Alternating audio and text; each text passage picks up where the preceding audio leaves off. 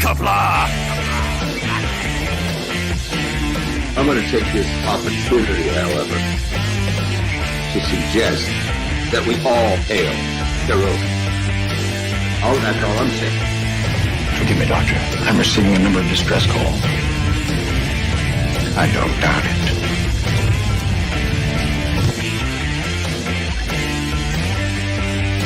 Y'all remember to get your waitresses. Have a mighty fine night. You come in peace, surrender or be destroyed. Here to make war, we surrender. Both words, important things are new people. When the appointed hour arrives, the Marauders will deactivate their cloaking devices and begin transporting Klingon shock troops directly to the landing zone. Landing zone? Where? Tell me. Why not? Your feeble weapons will be useless against us. We will kill all your males and take your females to mate with. All right. Now the Federation's taking over, whether you like it or not. You people, you've been running this planet like a seaport planet. From now on, it's going to be under one roof. You're going to run it like a business. That means you're going to make a profit. Look at these 3 words written larger than the rest, with a special pride never written before or since. Tall words, proudly saying, "We the people."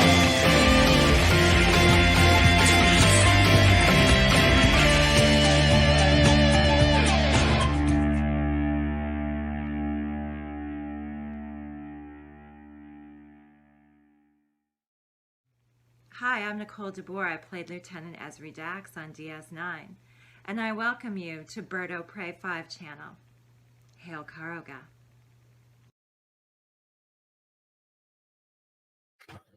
Hello world, it's Birdo Prey 5, Qapla, and welcome to Open Lines Thursday for May 13th, 2021, Thursday the 13th. We narrowly averted a Friday the 13th. Not that I personally care. Welcome, Positive Candor was first in the chat. Says hello to everyone. Qapla, to Birdo Prey 5, Qapla, Positive Candor. Darth Maul says birds late. No, I specifically started early. We're actually a minute early right now, even after the credits finished rolling. Welcome, Darth Maul. Thomas Potts is sleeping. And he says, hail, Birdo Prey 5.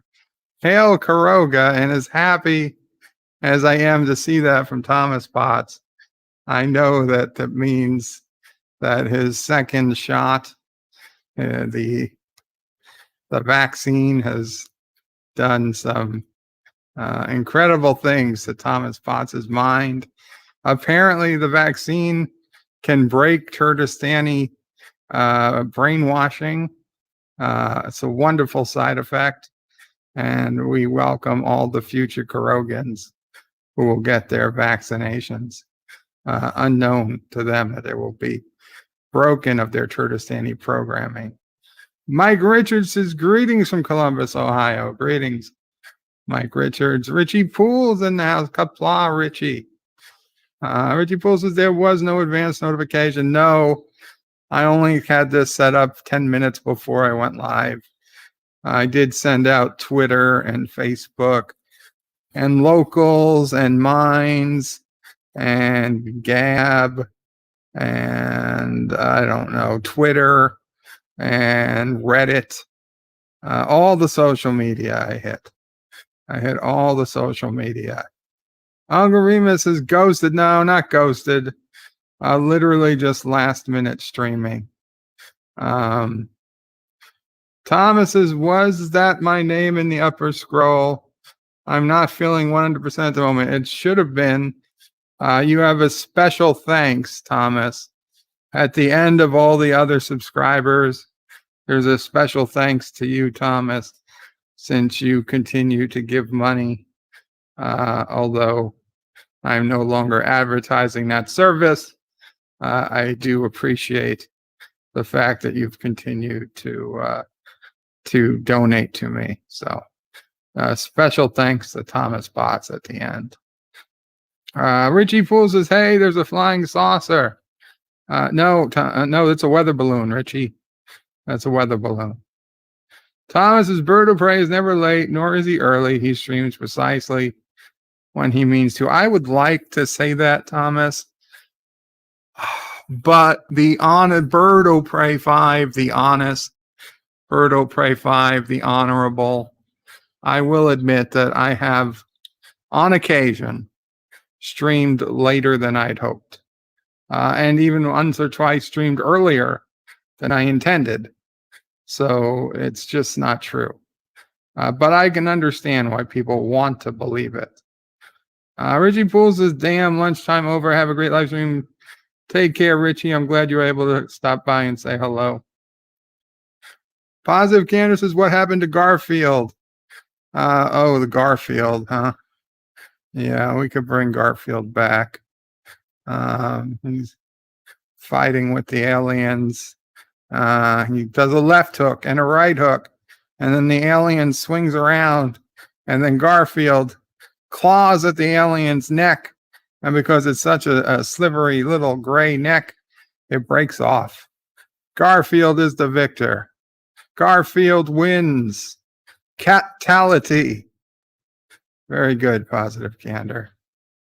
Actor says, where's Garfield? There he is. Thomas says, now my cat is standing in me in bed, staring at me. Well, I'm sorry your cat is standing inside you. That sounds like a personal problem. Mike Richards says, we deny any involvement with the alien face. Sure you do. Sure you do. Andrew, no, not Andrew Garfield. Richard Poole says, NOSOB Garfield. Richie. Thomas hates Garfield. You hate Garfield? What's your problem with Garfield? Oh, on me. Son of a bitch, autocorrect. Sure, Thomas. I'm going to blame autocorrect. Actor says, is it legal to kill an alien? In the United States, it's not. In fact, in the United States, it's illegal for a citizen of the United States to have contact with a space alien. It's a federal law. Mike Richards says, all right. I don't think. No, even if we got a super chat, we don't have the all right set up to work, unfortunately. The Random Menace is greetings from the future. Greetings, Random Menace. John Araki says, hashtag Gina Gone Wild. Hashtag Free Apu. And hashtag what? Pam's Palm, oh my God. Parms a nine. John Araki. PARMESANILINES.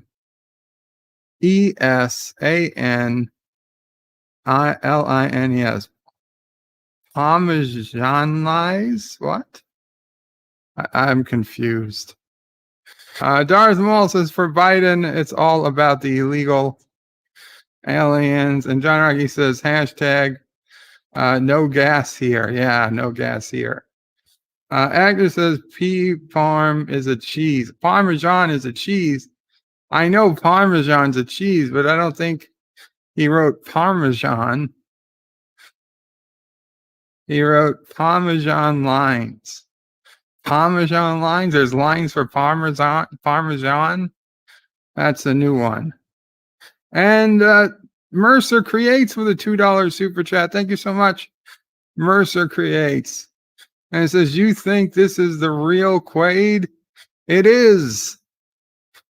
That must be from a movie. Actor is confirming it was indeed Parmesan.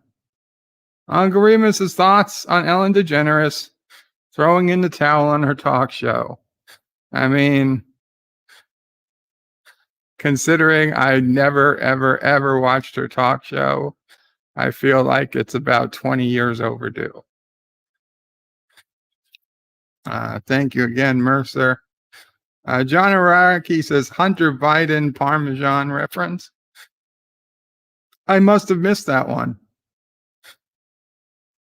Thomas Bot says supercalifragilistic hashtag supercalifragilisticexpialidocious. Captain Track says hello. Qapla Captain.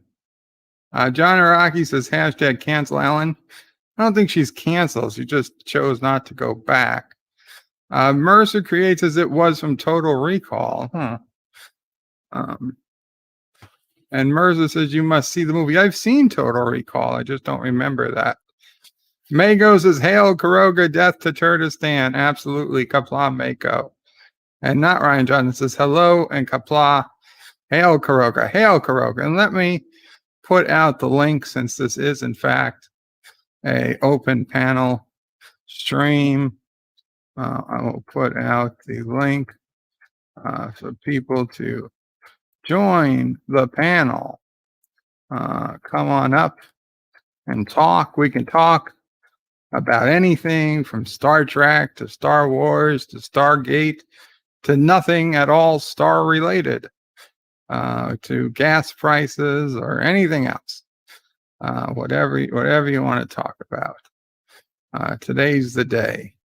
If you haven't been on a YouTube live stream before, you're welcome to come on up, test out your equipment, see how you do. The Random Menace says that was the mutant in the torso. Oh, his name was Parmesan? I don't think so. Mercer says it was Quaid when he was fighting the bad guys in the Mars reactor. He had a hologram of himself to fake the bad guys. Gotcha. And Thomas Potts says hashtag cancel Gal Gadot for not saying Palestine is a country. And I see we got some people coming in the back. I'll be right there. Uncle Remus says get your ass to Mars. Absolutely. Agnes says Quaid was the rebel leader that had a small Birdo Prey 5 merged at his side. I don't think that's it. And Captain Track says hashtag cancel Captain Track. No, not on my time, buddy. Welcome, Positive Candor. Welcome, the Random Menace, and welcome, Commodore Ty. Greetings from the future. I came to the stream because you said I can check on you my equipment. Yeah, check your equipment. You want an equipment checkup?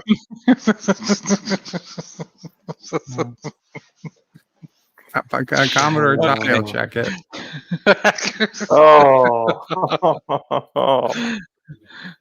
Thank you, but no, thank you. Does your wife need her equipment checked? I can do that. I can tell you so much. It is checked on a regular basis. Oh, okay. Well, that's good. It's good to keep equipment checked. Super Blubberpuss. And no, we will not hashtag cancel Captain Trek. That's the last thing we'll do. John Aragi says breaking news. Bird of Prey doesn't know. Hunter Biden admitted in his autobiography to smoking Parmesan cheese, thinking it was crack. I've not heard that. Is that real? I mean, Even if it wasn't, it's hilarious. I can't even. That's the problem. Even if it, I don't know what to believe anymore. What up, Conti? Super Blubberpuss says, Bird of Prey, hail, sir. Good to see you. Good to see you, Super Blubberpuss. Kato, that's the guy. Hector, that's the alien. And Total Recall. Darth Maul says, Alex Jones, I'll eat your ass on Mars. Oh. John Araki says, greetings from the future satellite republic of Mother Russia. You know it's going to be China, not Russia. Thomas Potts says, Bird of Prey, maybe move this to the Bird of Prey XXX channel. Yeah, I can't just move it. I wish I could. But I can't. It's not that easy. Continuum Track is beaming in. Hi, Conti. Good to see you. Saying what's up to Joseph. And Agnes says, I can imagine the smell of burned Parmesan. It reminds me of the episode from The Office where Michael tries to buy weed from a delivery guy and they sell him a caprese salad or something. And the cop says he then he calls the cops because he plants it in Oscar's desk. And then he thinks he's going to get Oscar arrested. Then he feels bad. And then he admits it's his. And he says, oh, that's just, the cops look at it. He says, oh, that's just a caprese salad. That's not, they also asked him, like, they charged him like $200 or something. For this Wow. He's like, yeah, I can see the pieces of cheese in it now, the cop says. That's a caprese salad. And Michael was, stunned that it wasn't actually drugs. What was it? The Office was great TV. I know not everybody likes it, but to me, The Office is the best, perhaps, non-sci-fi show. You're talking about the US version or the UK? Yeah, no, the US version was the best non-animated, non-sci-fi show on television of all time. I still say Sons of Anarchy is mine. Hence why I'm doing a watch party, 8 p.m. Eastern, Fridays. Sons of Anarchy isn't bad, but I mean it's no Office. Hi, it's Lemons, because evening. Also, WTF is the clips of de Blasio and his free fast food vaccination. Is that reality or am I dreaming? No, I heard about that. Apparently, quite a few places in the city are giving away free French fries if you get vaccinated. So he was eating free French fries. There's also places giving away free donuts, free food. So, because the problem is at this point, basically everyone in the United States who wants a vaccine has gotten the vaccine, with a few exceptions. Certainly everybody over 50 who wants it has gotten it. And the younger people, they're filling in now. But within a couple of weeks, everyone who have wanted it will have gotten it. And it's not nearly at enough people that they had hoped to get to. Of course not, because they aren't really selling it on anyone. It's like, hey, we're going to have to give you something to track you to make sure you got it. And only if you get it, you'll be able to do stuff. And even then, we still won't go back to normal. We won't lift any restrictions, blah. You still got to wear masks, blah, blah, blah. And yeah, they might have said now you can go maskless, but still, they're not really selling the vaccine on people. It's like, well, I don't know that it needs to be sold on me so much as, hey, I have a much less chance of dying now that I got the vaccine. I really don't need to be sold on free French fries. And apparently it was Shake Shack. I heard that some countries, they are going to offer like money. That's how desperate they are getting right now for people to take the damn thing. Oh, Ohio, the state is offering $1 million lottery that if you get the vaccine, you automatically get entered into a lottery to win $1 million. Which honestly, if it's not taxpayer funded money, I'm all for. But I think it is taxpayer funded money, in which case pretty much what the lottery is. Yeah, but no, the lottery takes money people choose to pay in and redistributes it. Pretty much, I mean, if I don't buy a lottery ticket, I don't have to pay for the lottery. That's why they call it a stupid tax. Because even though I don't call it a stupid tax, other people do. I think it's a hope tax, kind of. I heard something like I think €20 or the similar. I don't know which country was it. I know that either Romania or Bulgaria, they were thinking about giving out like money for when you get the vaccine. John Aragi says make the vaccine a requirement for unemployment and SNAP, which is basically food stamps.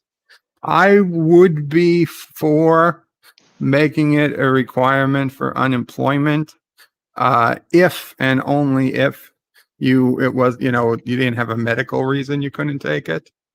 But I wouldn't make it a requirement for other things like welfare or food stamps, because I still think people should have the choice to a point.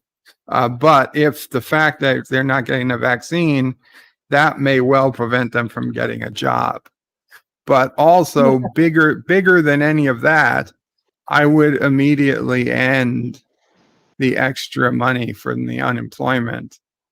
Once the state opens up, you can't have an open state and get extra money from unemployment. It's one or the other. So that would be my opinion. I'm sorry if that sounds harsh, but I think it's ridiculous that you can have completely open states and they're still getting $300 plus on top of their regular benefits.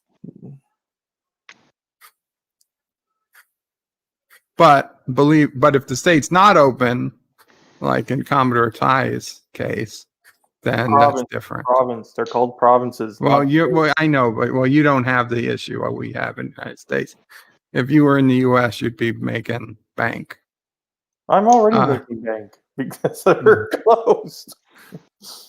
Well, you're not making bank off me. No, that's different. I'm making bank off the other Canadians. Arabic Sonder with the $1 super chat. Thank you, Arabic Sonder. And Super Blubber puts, as Bird of Prey, many people do not trust the vaccine or mask because they turn them into political plot points. They did turn them into political points, and I understand that. However, there's a thing called common sense, and common sense should make most people conclude that the use of a mask is better than nothing.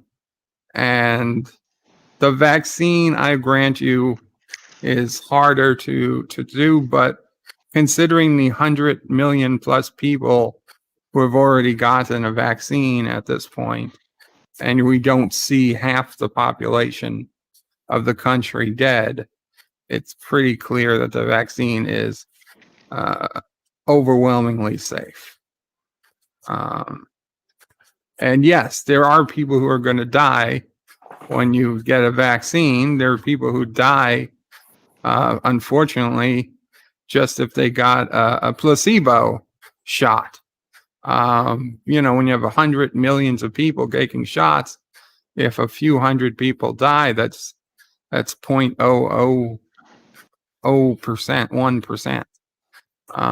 It's sad, but it's a reality. Honestly, if 100 million people didn't get the vaccine, you're going to have people die from that group too.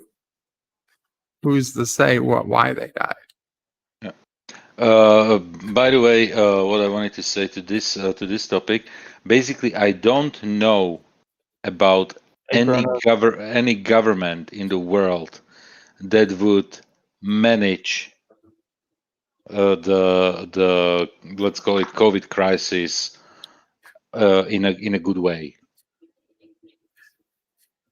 Mm-hmm. So that I don't know about a country where it would be like absolutely like flawless, or there would be like only like a minimum problems without I agree. Strong opposition to many things, because I don't know about a single government that wouldn't make mistakes in their communication, But even if a government did everything right, there would still be quite a lot of people who would be mad, because the people making it are government people who they disagree with. Their philosophy is different.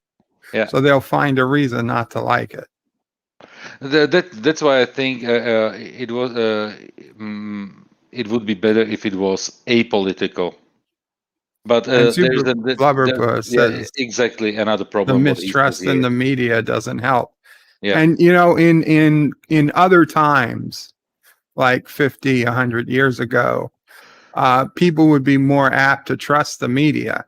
exactly. So if the media said, well, the government wants everybody to get this polio shot, but it's mostly safe and it's definitely better to get than not to get.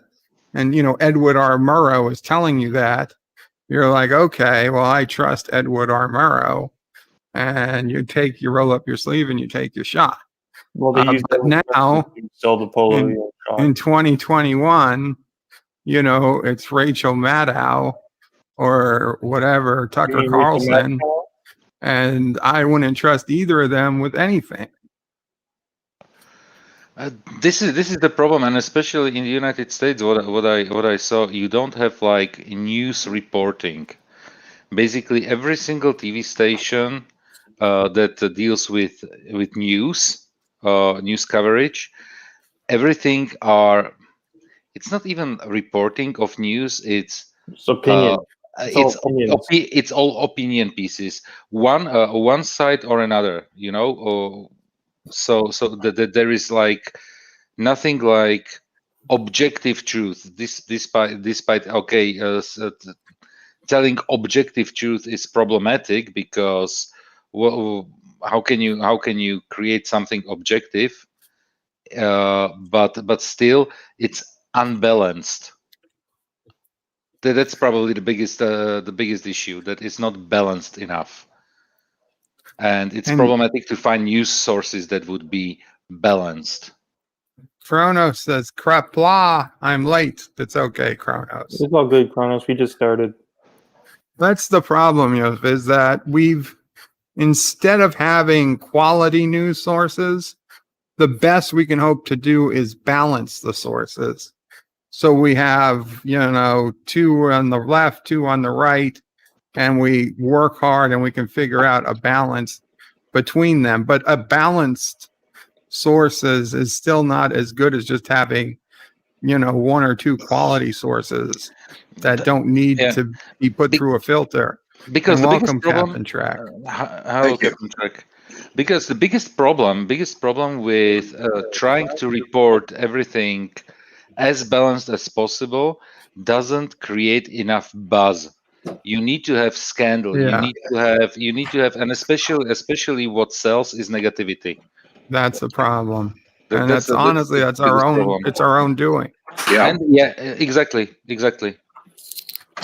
And I mean, this is the Jerry Springer, Jenny Jones, whatever.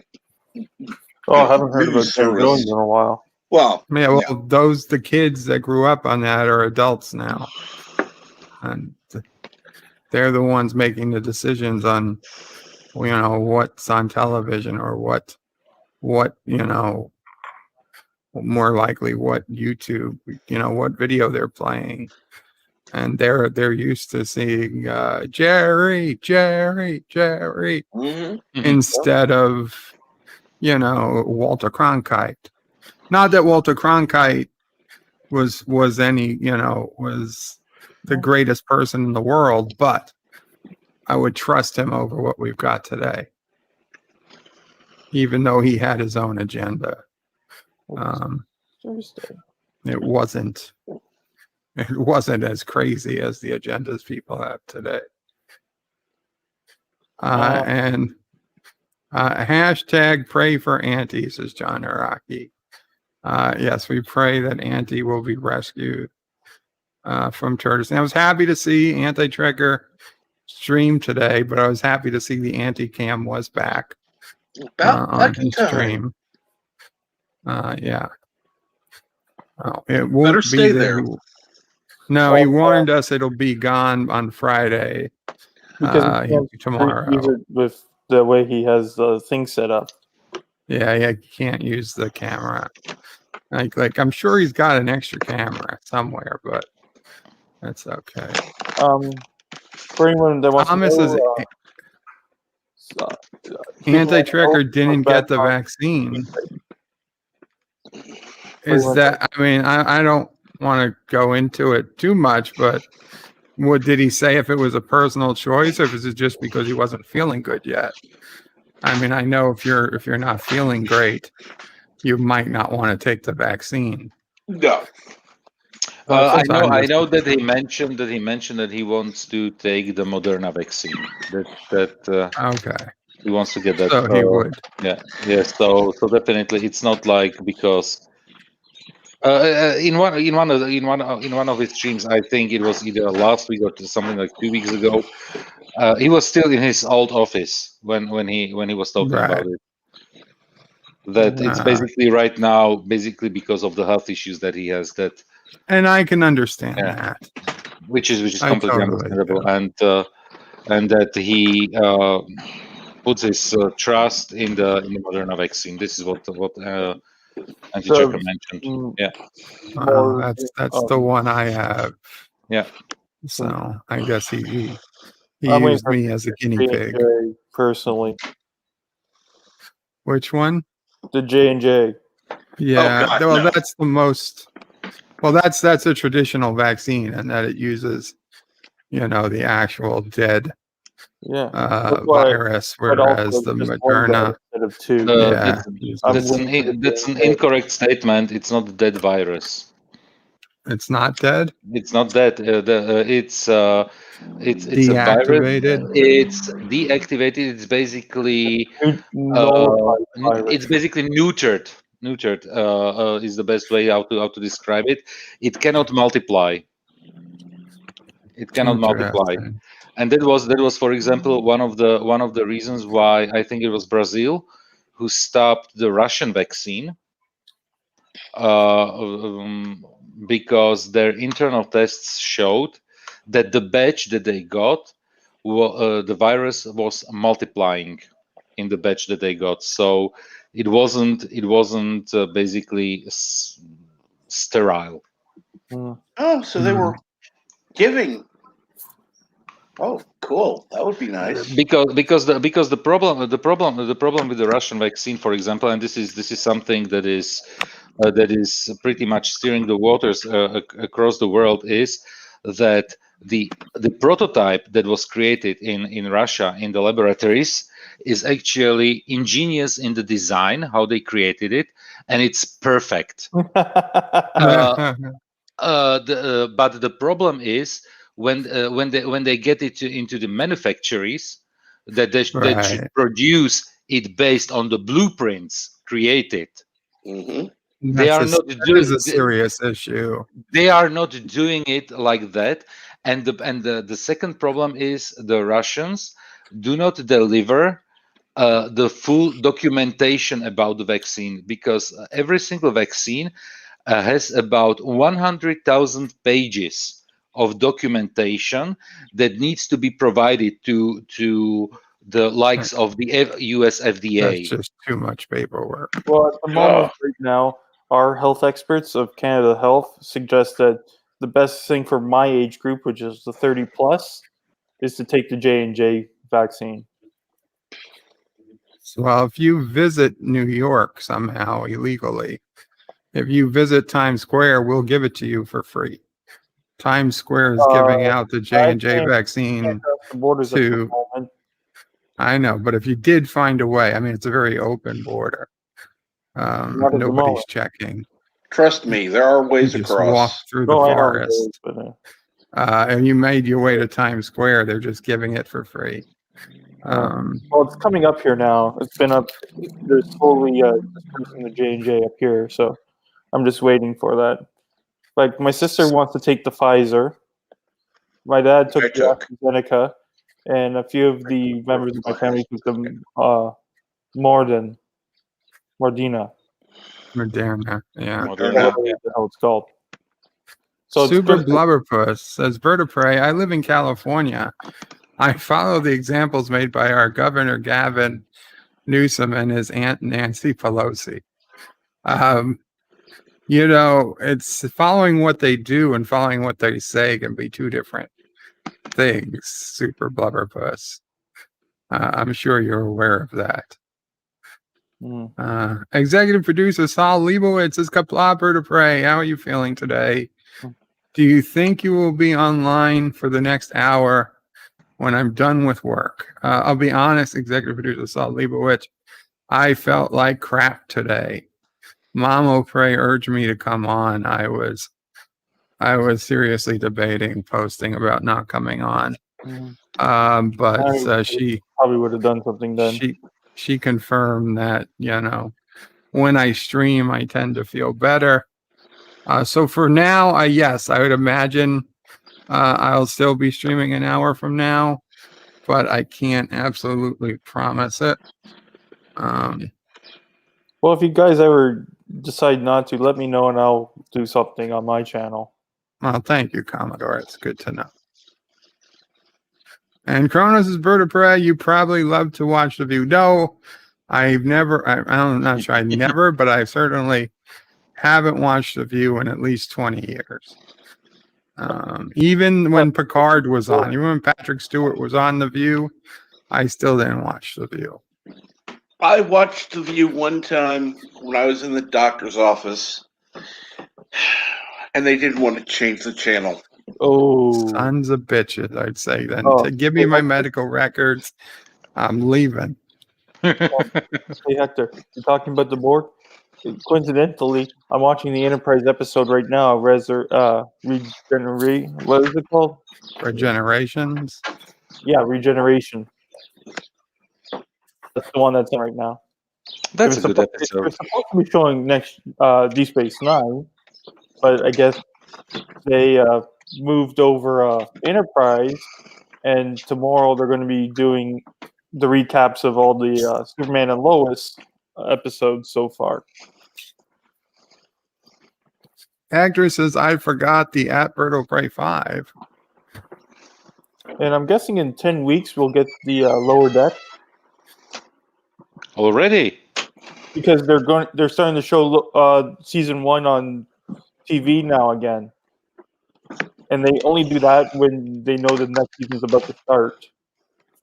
It says, we did it, boys. We're back to Star Trek. Cronus is Bird of Prey, so how about baseball? I don't... Blue Jays, man. The Toronto Blue Jays. I don't do baseball. Thank you very much. You know how to kill a stream? Try to explain the rules of baseball. Well, I mean, they did it in to the bases. Take Me Out to the Holosuite. Hey, maybe we should. Hey, why don't we do a special Deep Space Nine and let's watch that episode? No, it's coming up at some point on DS9 Wednesday.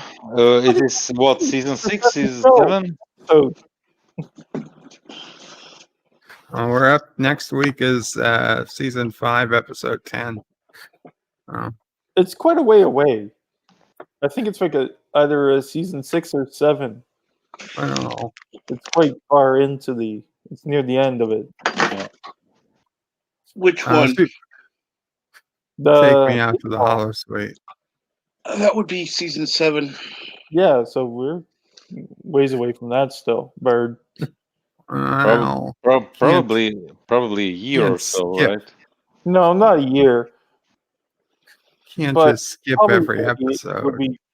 We'll be getting to it around September, probably. Not really. When you have 26 episodes a season. Oh, he's on 10, so there's 16 more, so that's 4 months. Yeah, it'll be next year by the time we get to it. Yep. Yeah, pretty much. You know what else is next year? Fucking Stranger Things season 4. I watched the Screen Rant video, everything we know about Stranger Things season 4, and of course they wait to the very last line to say that it's not coming out to next year, meaning 2022. The show aired in 2019. That's ridiculous. What season? Season 3? Between season 3, which aired in 2019, and season 4, which is going to be 2022. The kids are going to be 22 years old.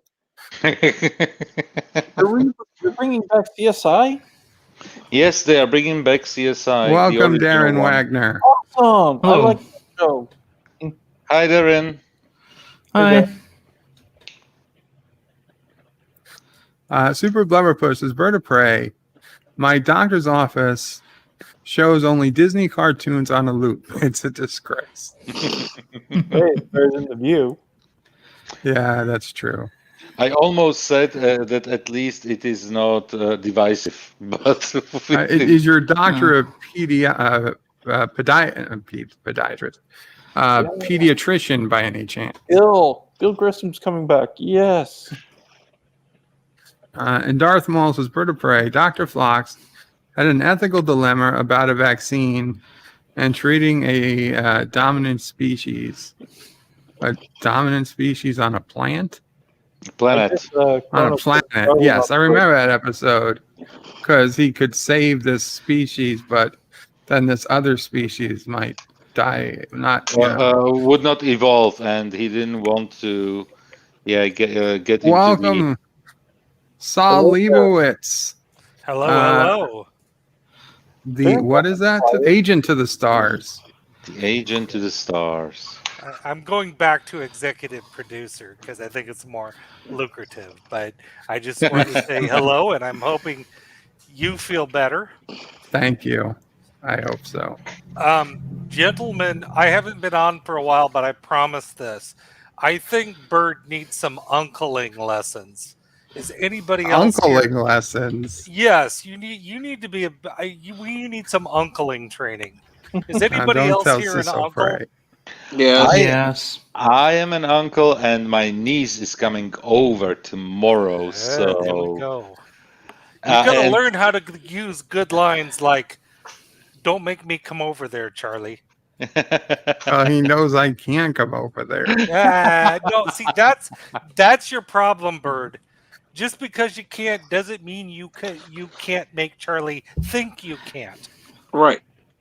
That's good uncling. What would help? Let me ask a personal question. Do you have a little bit of Italian in you, Bird? I am mostly Italian. Yeah. Well, there you go. There you go. Just watch some Sopranos.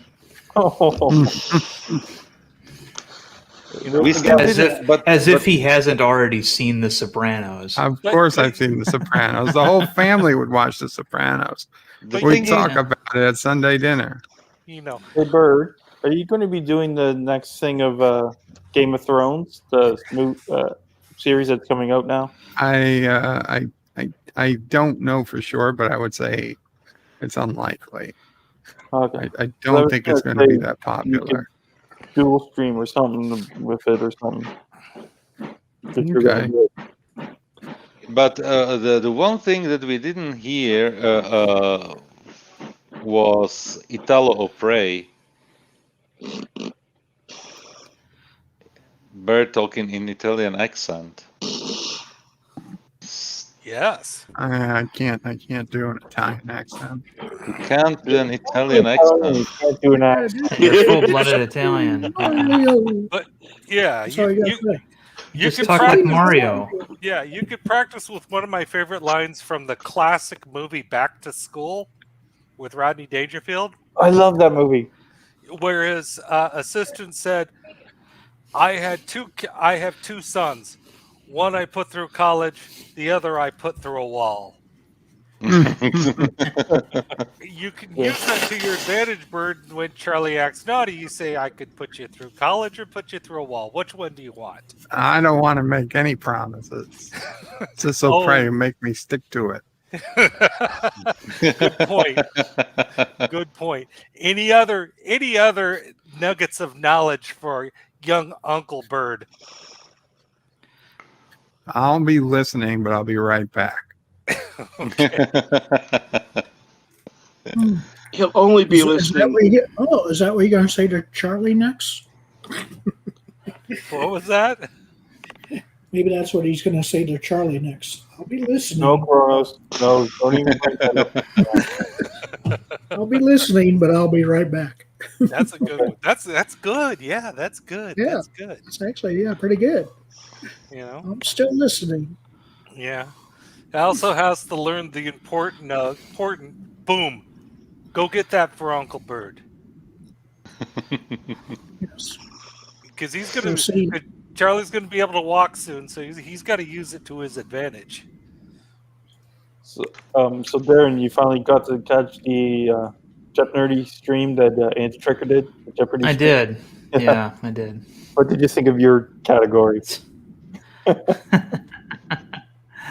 Oh, you know what? You believe it or not, I actually there was one that stumped me because then I remember years ago telling him about Kickapoo coffee. So he filed that nugget and had it stored, for a long time, so long I forgot about it. So I'm like, Gaze Mills, why does that sound familiar? I'm like, all right, oh yeah, Kickapoo coffee. He Okay, said yeah. today, the stream today, that you gave him a bunch more tidbits of knowledge. Like what? I don't remember. Say, you just said you gave him a whole bunch of new stuff. Oh yeah. I said, well, here's some more. These will be easy for some people and very difficult for others. So it all depends on if we've been listening. Yeah. Or reading. I haven't watched the stream, but I watched the one where he basically, I don't know if he came up on that stream with that idea of that category, but it sounded like, oh man, this is a category where I would fail like completely. We all failed that one. I have a feeling it's the one that everybody's gonna try to eliminate right away, So we just tried to avoid that one. Yeah, exactly. Until the very end, and then be like, okay, pass. Well, because if you, I don't know, I remember how Jeopardy works, but don't you get minus points if you answer wrong or something? Mm-hmm. Yes, exactly. I remember. Yeah. Okay, gotcha. He's looking into using the that we use in on Han Star's Name That Tune.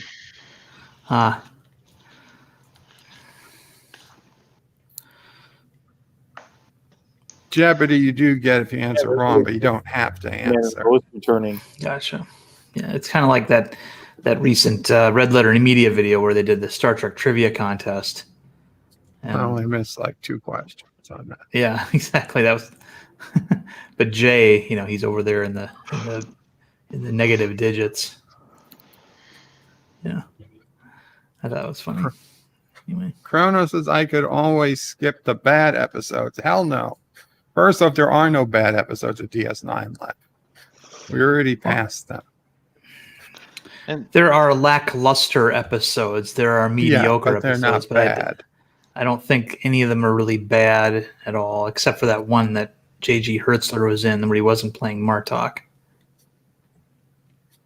Which one was that? Move Along Home? Oh, it's the no. It was the one where they found another changeling who had been around long, and it was sort of this weird Chimera, I think, right? Yeah. He called himself a metamorph, and yes. Yeah. Oh, that's another later episode. I think. Yeah, that's one of the that's basically the episode where then it came the whole idea that there was the discussion that what if the changelings changed into a ship and destroyed everybody, or like a swarm of ships and destroyed everybody. Because there was in this episode we basically knew that the shapeshifters could actually morph into a spaceship. Well, I think what they morphed into was one of the creatures like Tin Man from or something, something like this, like a being. But they could. The idea was that they could survive in the harshness of space. Yeah.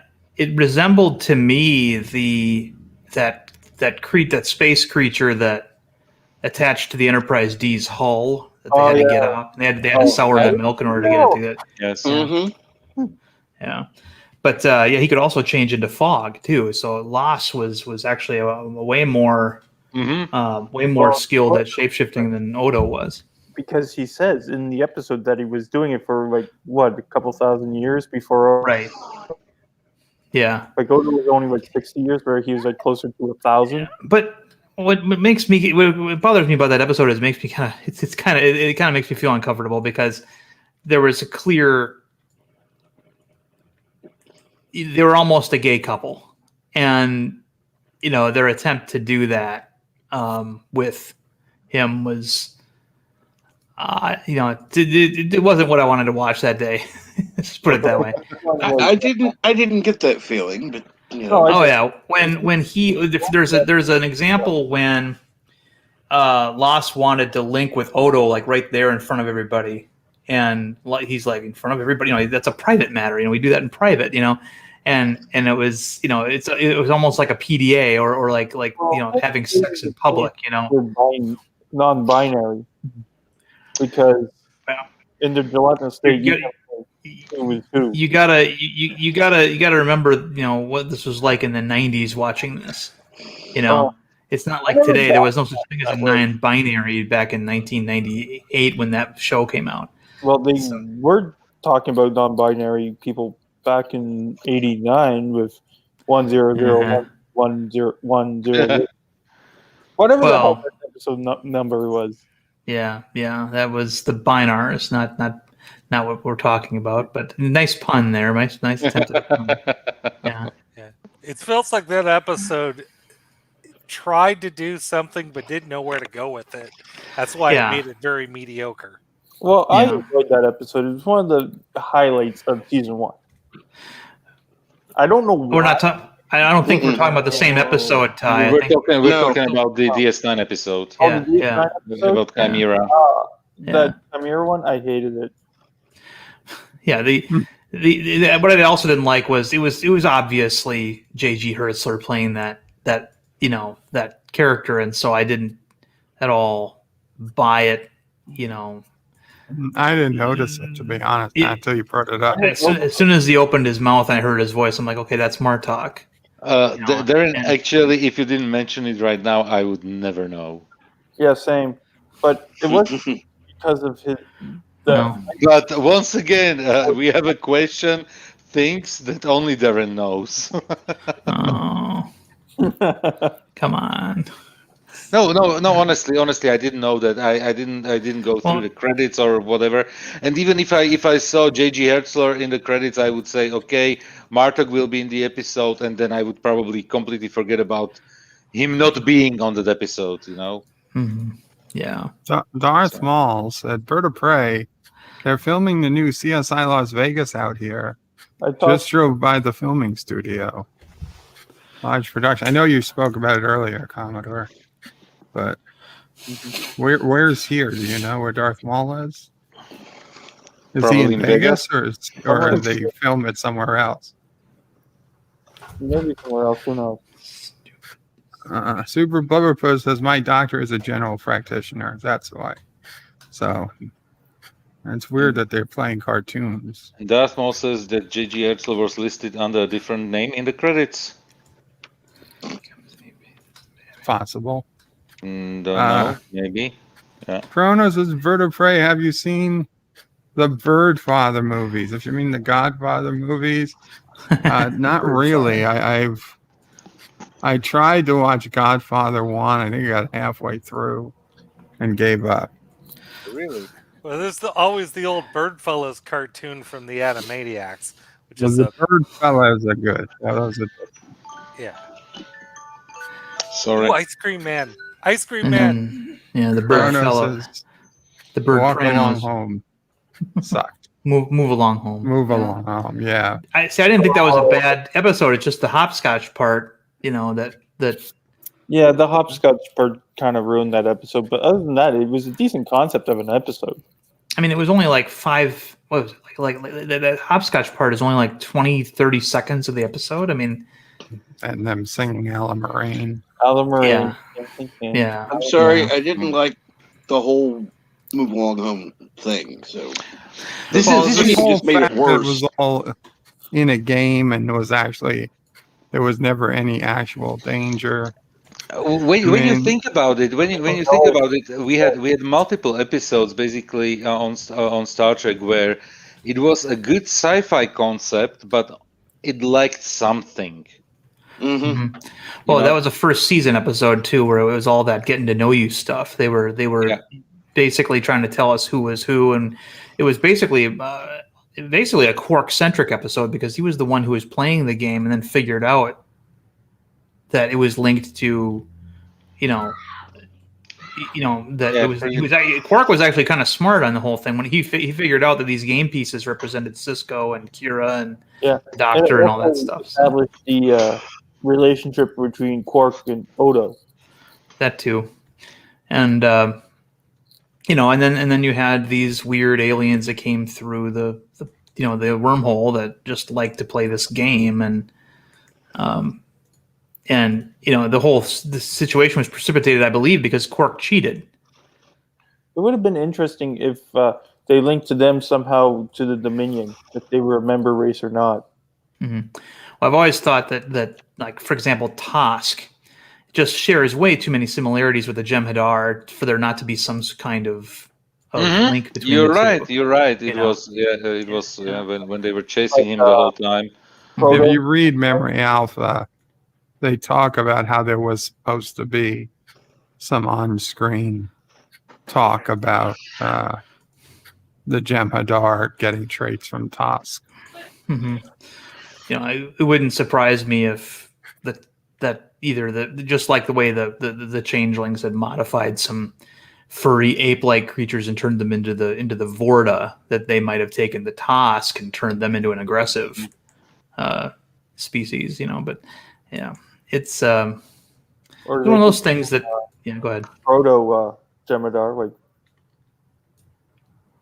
Yeah, the problem was with season 1, they even didn't think about something like Jem'Hadar or creating something that we got basically as the Dominion War. I didn't really start thinking about it. Qapla, the nerdporeal life form. His videos are really good. Yes, very good. What videos? Well, like I say, they didn't Nerdporeal life form. talk about. They didn't talk about anything linking to the Dominion until at least the second season. With the it started basically in the second season. Yeah. Yeah, they were just establishing the setting at that point. Yeah, because they realized that with all the whole circle idea and terrorists and everything, that they basically depleted the ideas where they could go with that one. Well, the Bajorans don't make very menacing bad guys. I'm sorry to say. That's actually a fact. That's actually a fact. That's why they turned them more into the spiritual folk. Yeah. They could have done more with the Cardassians, maybe. I didn't actually start liking the Cardassians until they joined the Dominion. That's actually when I started liking them as adversaries. Most people started liking them. Yeah. Gul Dukat was cool. Obviously, Garrick, people liked Garrick, but as far as like their just a general adversarial race, I didn't think their ships were. I didn't care for their ships at all. I didn't like a lot of their. I'm like, what differentiates these guys from the Romulans? I don't see it. And but they did manage to differentiate themselves from them eventually, and yeah. I can tell you that Gul Dukat as a character, Mark Alaimo played him perfectly. It was just great. But one of the things that I have a different experience than probably anybody else on the panel. I watched DS9, basically all the Star Trek until Enterprise, everything that was aired until Enterprise, I watched in German. And because I didn't have any English speaking channels at the time available, and at the time I even didn't speak English at all. So was it subtitles or dubbed?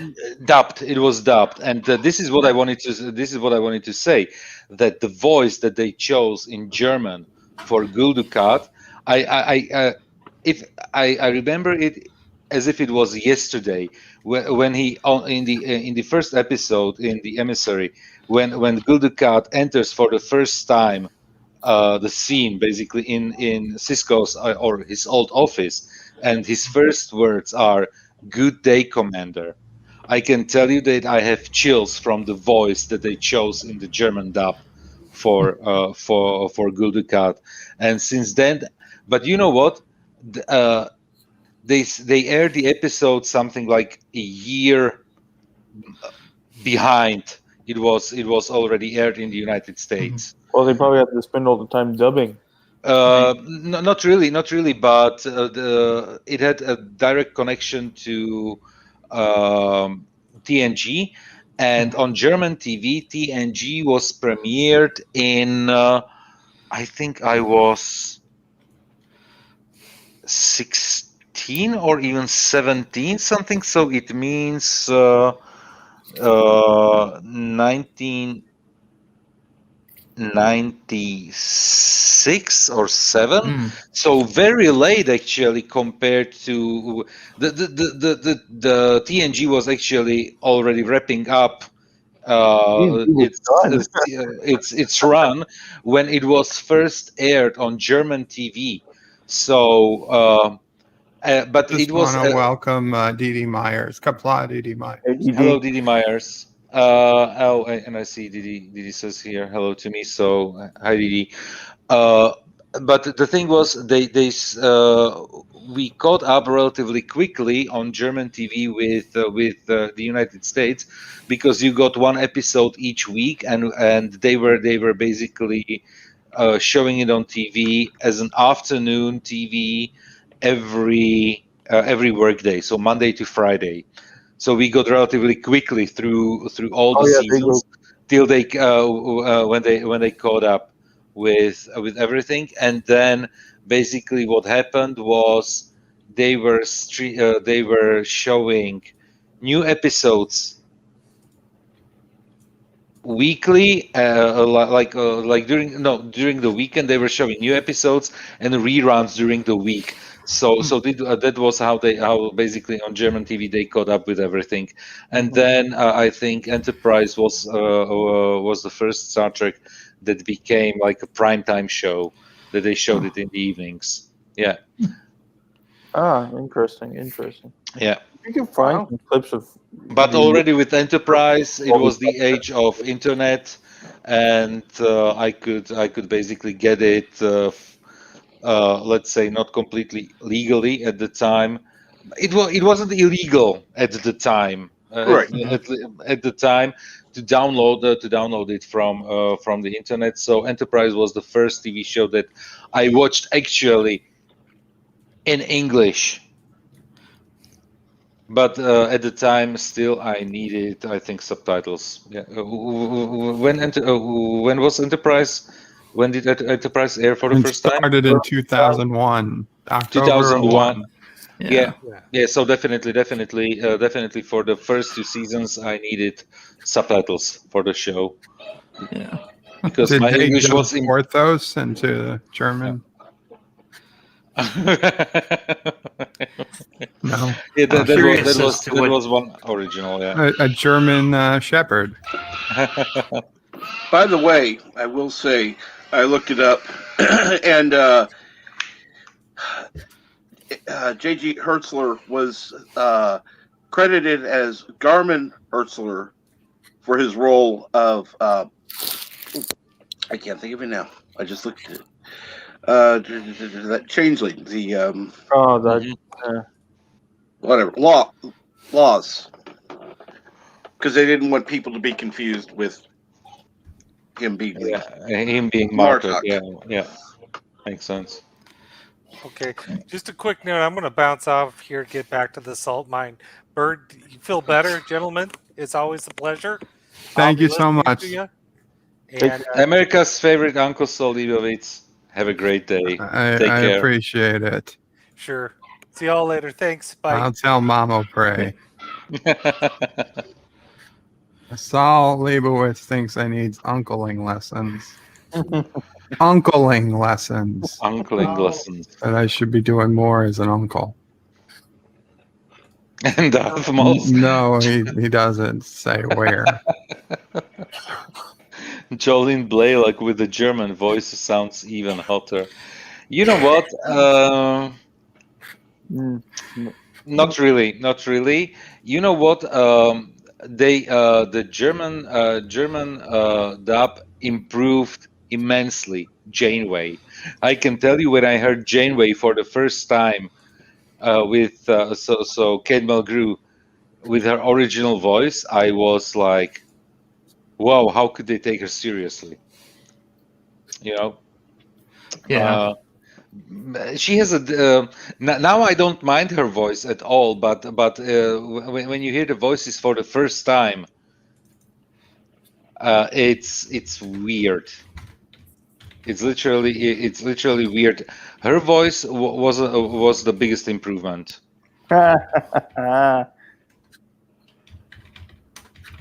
Just seeing what else is on. Josh Street says we should watch this on Saturday. Yeah. This Saturday is The Cat from Outer Space. Why? Let's see what did. Stay sassy. Sassy, it's okay. Shit, goddamn. Thank you. Cheech and Chong. No, thank you. What did you get delivered right now, Bert? Chicken soup and a burger. Oh, dinner. Okay. Ben's Jewish kosher deli. Their chicken soup generally makes me feel a lot better. Chrono says hi to Mamo Prey. And definitely hi, Mamo Prey. She says hello to everybody. Chrono says Voyager is still my least favorite Star Trek show. Really? Even over Discovery, Picard, and Lower Decks? No, he says, does that include Nature? Oh, yeah. I didn't read the whole thing. Well, I tell you, Voyager was my least favorite until Discovery got lowered even more. But what's funny is now it's like I'm tempted to start watching it just because it's it's still Berman era Star Trek. I just because I've only seen like maybe 10 episodes of Voyager total. Really? Yeah, I haven't. I didn't like the show You really at all. haven't watched Voyager? No, I haven't watched. I haven't watched a lot of Voyager. You're really hurting yourself. Okay. Well, here's the deal. Okay, when Voyager was on, I was in the Navy. I was underwater most of the time, and I'm sorry. Any chance I got to watch a Star Trek show, it was going to be Deep Space Nine. It wasn't going to be Voyager anyway. So, but I mean, now of course, with the landscape being what it is, again, every single episode of Voyager, I've had a problem with it. I've never seen a perfectly good episode of Voyager. Even my favorite episode I've seen so far, Message in the Bottle, has some serious flaws in it that really bother me. But my favorite what we have now episode of Voyager was Flashback. I mean, I wouldn't recommend watching out of order, but if you did, I would say blink of an eye. Here's my problem with Flashback. All right. Okay, over on Deep Space Nine, they had Trials and Tribulations, which was a time travel episode, literally going back to classic Trek. Yeah. Flashback, nobody traveled through time at all. It was all just basically a dream.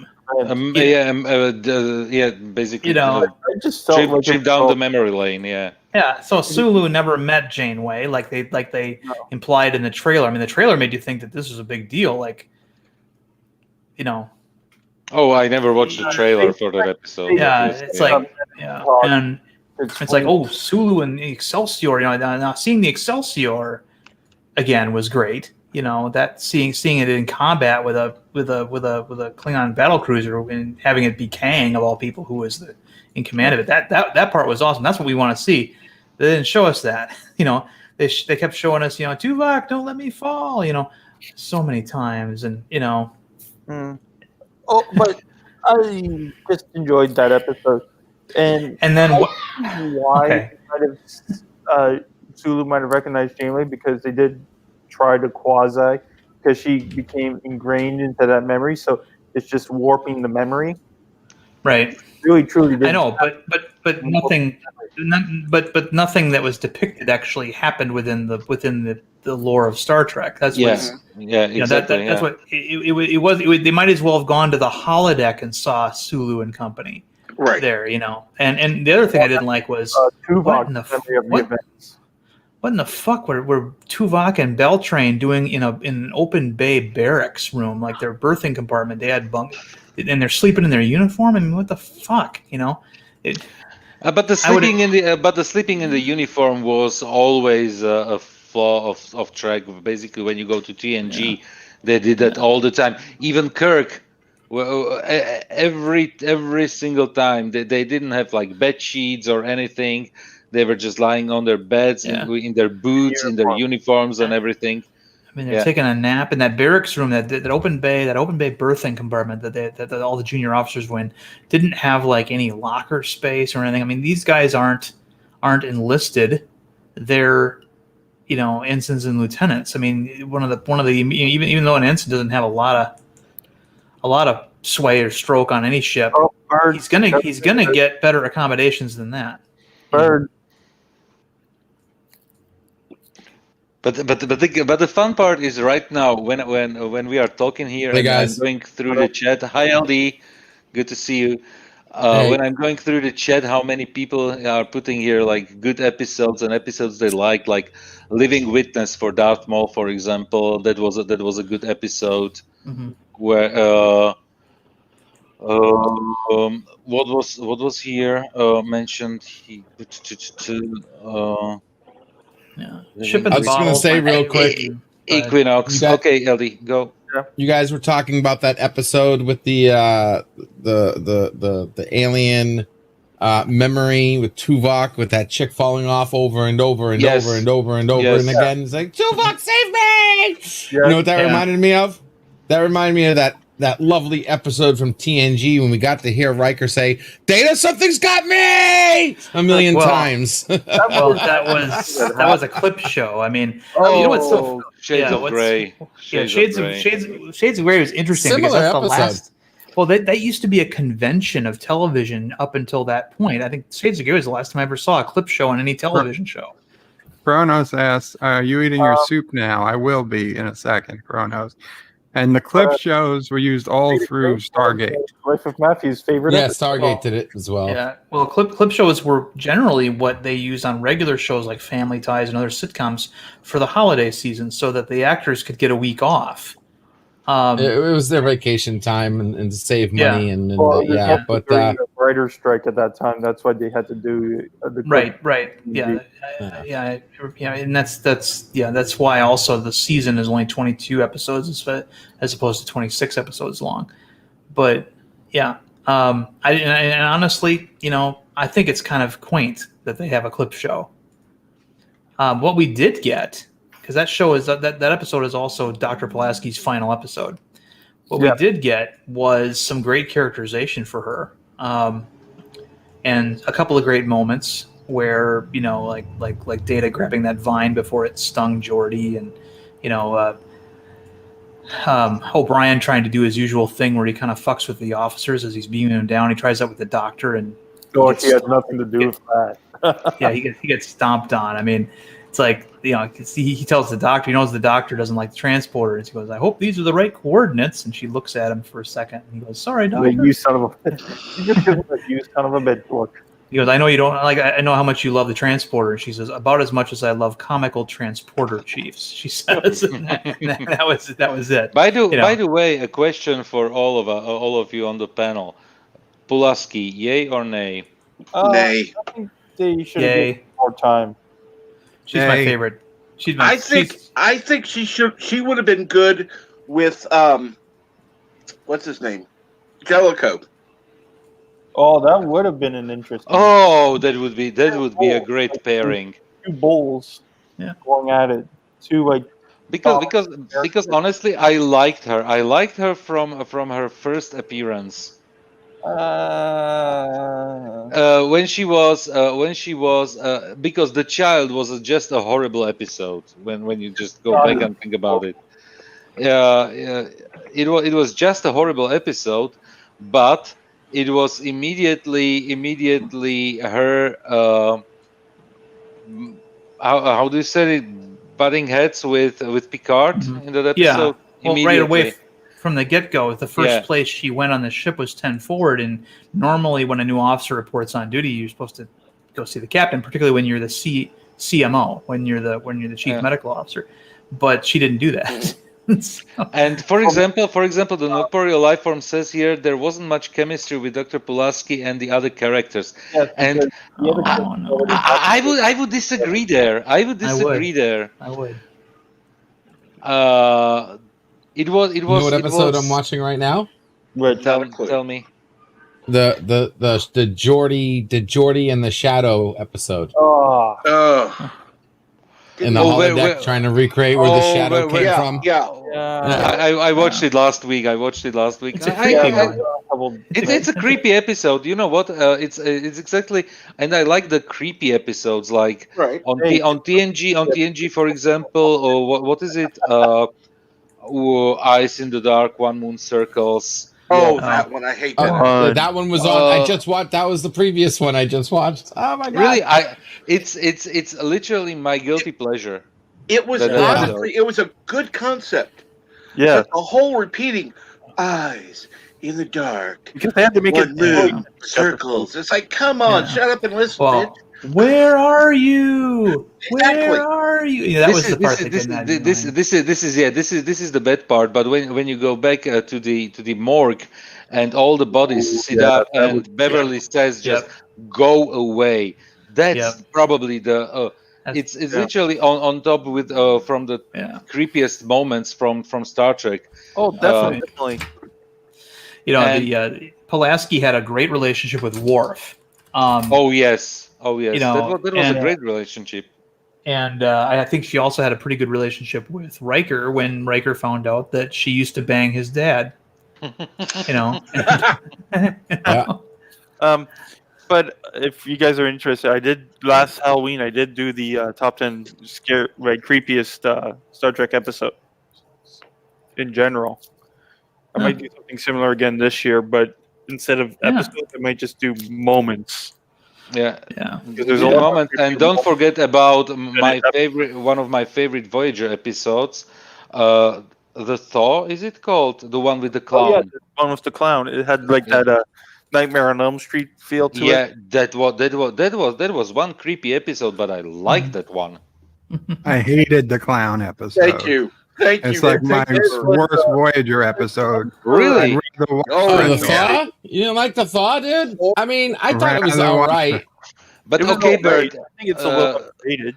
Bert, that's the one where they go into this system and everybody's been asleep or something. Yes. Yeah, that's the bullshit. It reminds me of that episode from Stargate, The Gatekeeper, was it called? I think. Yeah, and it had the with Barkley. What's his name? Barkley. Yeah. Yeah. Dwight Schultz. Yeah.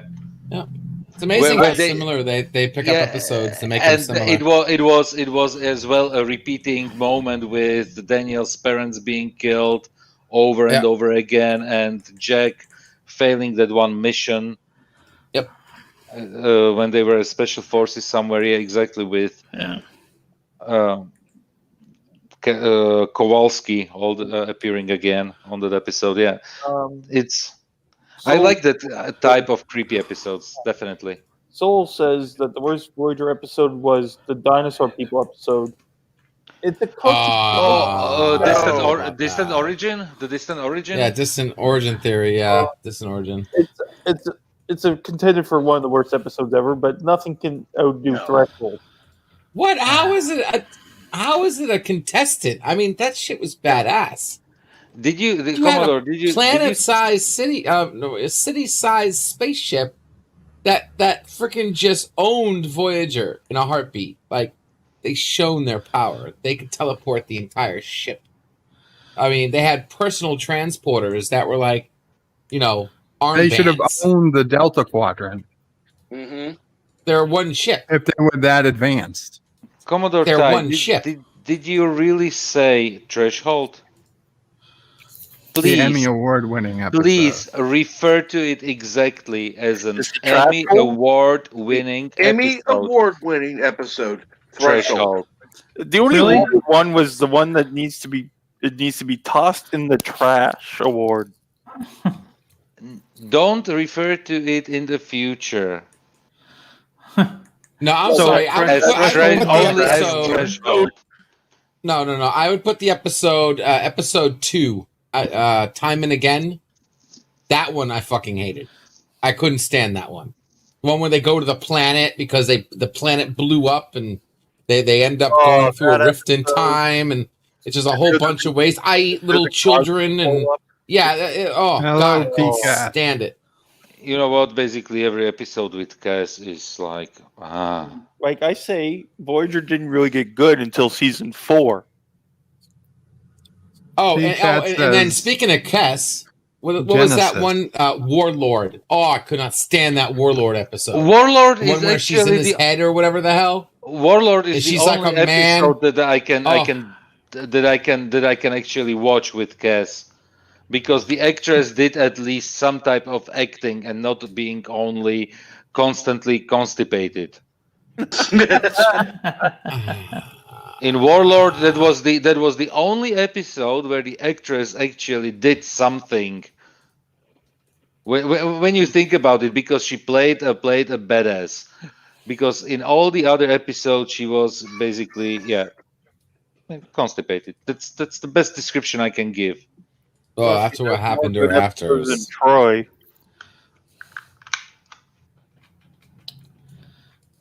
So, yeah, I don't know. I wasn't a fan. Kess looked good at first, and then I don't know. I was any kind of acting. I would say the only kind of acting I liked from Kess was when she came back for that one episode. Oh, that was an Fury. Yeah, Fury. Yeah, Fury. Yeah, yeah, that was good. Wasn't she? Well, I didn't see that. So she came back. Wasn't she supposed to like have a lifespan of like 2 minutes or something? She ended up basically, expanding. yes, yeah. 9 years. She transcended into a new being, and then when she turned into a new being, that changed the rules. Basically, Darren, you would have to watch what was it called, the episode Scorpion, The Gift. The Gift. Yeah, right after Scorpion, right after the 2-parter with 7 of 9. There's the episode. It's season 4, I think, episode 2, The Gift, and there she basically which was destroys becomes Voyager. She destroys Voyager. Ancient. She becomes an ancient, and the whole premise of season 4 just got erased. The whole point of season 4 that they were in Borg territory. This is it. This was the season we were all waiting for. Borg. She pushed them through Borg territory. And she pushed them right through all Borg space in one episode. Yeah, my gift to you. Yeah. I mean, but when she came back, was she bad or what? Yeah, she was bad at first. Yeah. She basically suffered from dementia because she was old, and she had the thought in her mind that Voyager did her something bad, and she wanted to get some revenge on them. And she was pissed that Voyager let an old freaking perv be around her and date her for all those years. You guys let this Neelix, he wasn't dirty a perv. Talaxian, touch me. He I was just 2 years old. I know she was 2 years old. He was just impatient. Let's call it that. Well, to be fair, she was doing that way before Voyager got here. Oh yes, she was dating him before that. That's why she was. That's how he basically knew that she has to be rescued from the Kazon, or basically taken away from the planet. Yeah. Mm-hmm. Yeah. But anyway, it was weird. It was weird when basically what was Neelix before he joined the crew, like a merchant, or he was basically Harry Mudd is what he was. Yeah, basically a Harry Mudd character, pretty much. Hey, Lucifer Chavez. What's up, man? Haven't seen you in a while. Hey, Lucifer. Qapla, Lucifer. Constipation is bad. Worst race ever, Kazon. Yeah. It's your dollars for Klingons. Yeah, low rent Klingons is what they were. And Chrono says, worst race ever, I'm thinking Kazon. I don't think the Kazon were the worst race. They were actually pretty serious adversary. They made them out to be a pretty serious adversary, but it didn't work out. Similarly as with the Ferengi on TNG. Right. That's exactly what I was going to say. It's like they reminded me of the Ferengi when I first saw the Ferengi. I'm like, oh, great, it's those stupid things again. And then it wasn't until Deep Space Nine that I had an appreciation for Ferengi, and they became a very, very fun comedic race. But the Kazon never achieved that. Yeah, they just got rid of them basically when they left the space where the Kazon were, which is okay, because then they got different adversaries throughout the show and everything, which was fine for me. Mm-hmm. Yeah, the Vidians I thought were a much better idea. The Vidians were those were really those were scary. Those were more legit. Even more menacing than the Borg, actually. Right, exactly, yeah. I mean, because to just think that I could be shot with a phaser, not even killed, but just have my organs zapped out of my body while I'm still alive. And you know what? The episode where they split B'Elanna, and the one guy just put the face of the crewman over his like Leatherface in the Texas Chainsaw Massacre. Yeah, exactly. That is common tied. That is one another for your creepiest episodes. Yeah. Video. What was so stupid about that, though? I mean, I say stupid, but it was, there's probably some character-driven reason why he would think that would impress her. Because he acted like legit, like surprised that she didn't like that he put his face and it's like Darren, it was only a few years after Silence of the Lambs, basically. I can immediately when you think about it, it's basically Buffalo Bill in space. Right. Bruno says he's stealing my chicken soup. Sassy will not stand by and let that happen, Kronos. And Super Blubberpuss is Bird of Prey. I loathe the Ferengi. I've tried watching DS9 several times. Can't get through one episode because of Quark. Oh, Super Blubberpuss.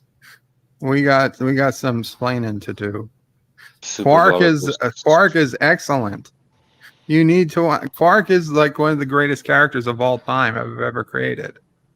I understand TNG Ferengi are worthless, but Quark specifically, like if you said Rom or Nog, I could believe you. But really, Quark, you can't get past Quark. Quark is a gem in the rough. Yeah. Even people who don't like Ferengi like Quark. Mm-hmm. I would suggest trying again, because if you can't get through DS9 because of Quark, you're missing out on a lot. I mean, DS9. I was thinking about this the other day. Like DS9 is literally how I structured my life. I started watching it in my teenage years, and much of the person I became was directly from lessons learned in Deep Space Nine. I would credit it more than any other television show with how I turned out in life. And Kronos says Enterprise Ferengi are useless as well. Okay, but they were there only in one episode. Yeah, it was just one. And they were more like DS9 Ferengi than. Yeah, and exactly. And the fun part is you cannot watch the episode only with like the audio on, because they are talking in Ferengi.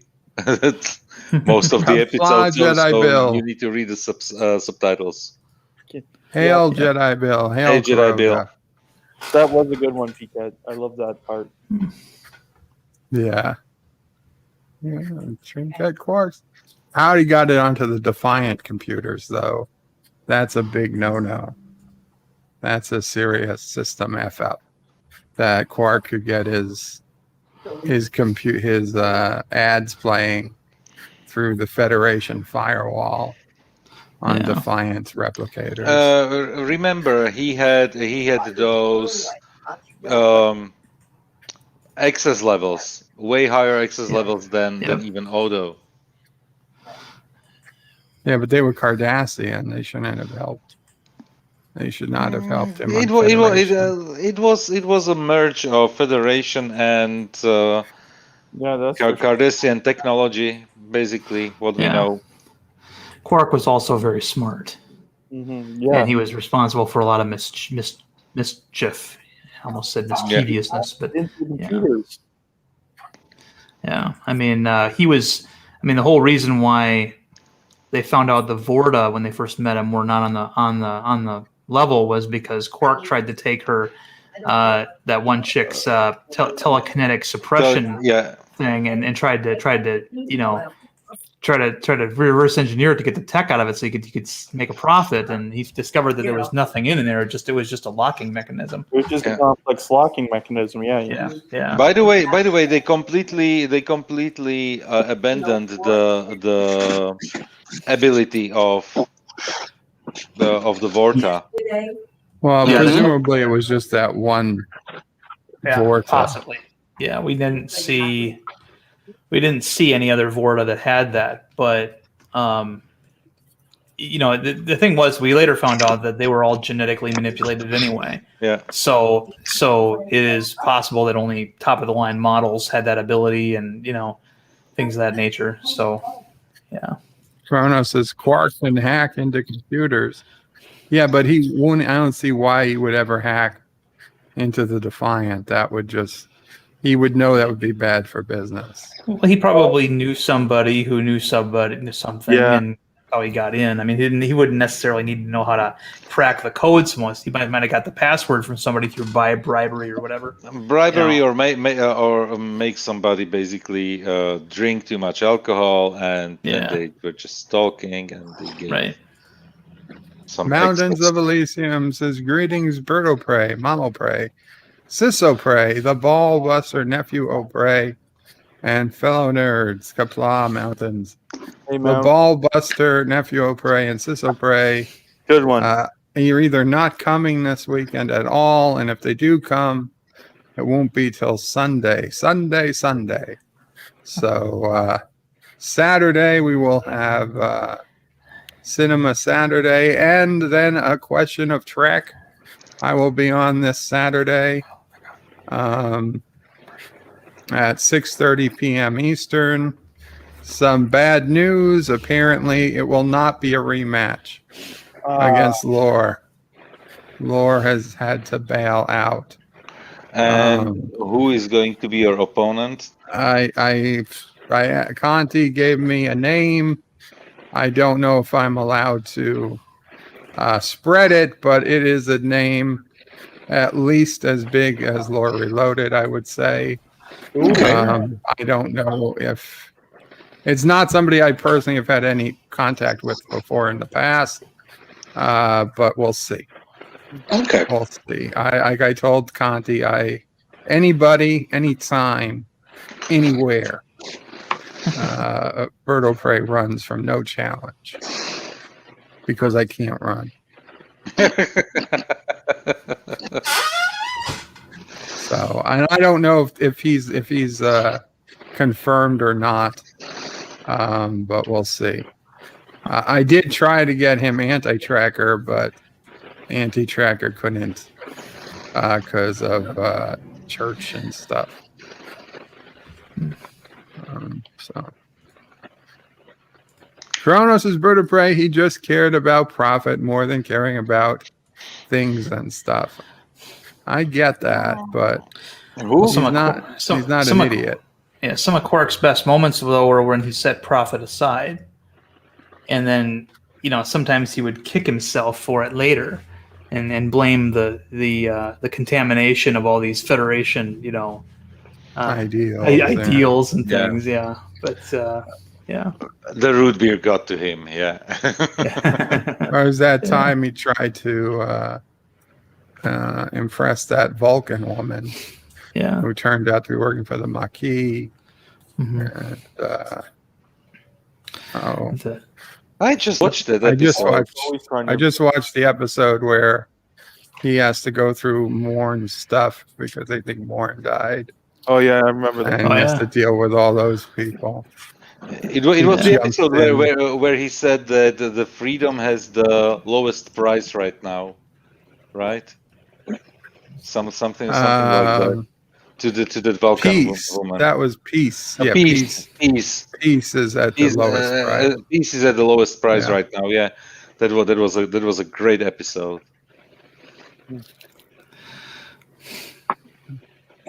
And he says, "You mean you've been had your latinum been your second stomach this whole time? No wonder you lost your hair." That was the moment when people figured out, or most people learned, that latinum was actually a liquid that was contained within those slips, strips, and bars, not the actual bar, slip, or strip itself. Yeah, that's why it was always called gold pressed latinum. The gold was just the container for the real valuable material, which was inside of it. Thank you, Kronos. He just pointed out it was from the Super Blubberpuss is Bird of Prey. Glad you molded your life around DS9. I did the same with TOS. I just can't stomach the Jerry Lewis and the Space Ferengi. Well, Jerry Lewis. I don't get it.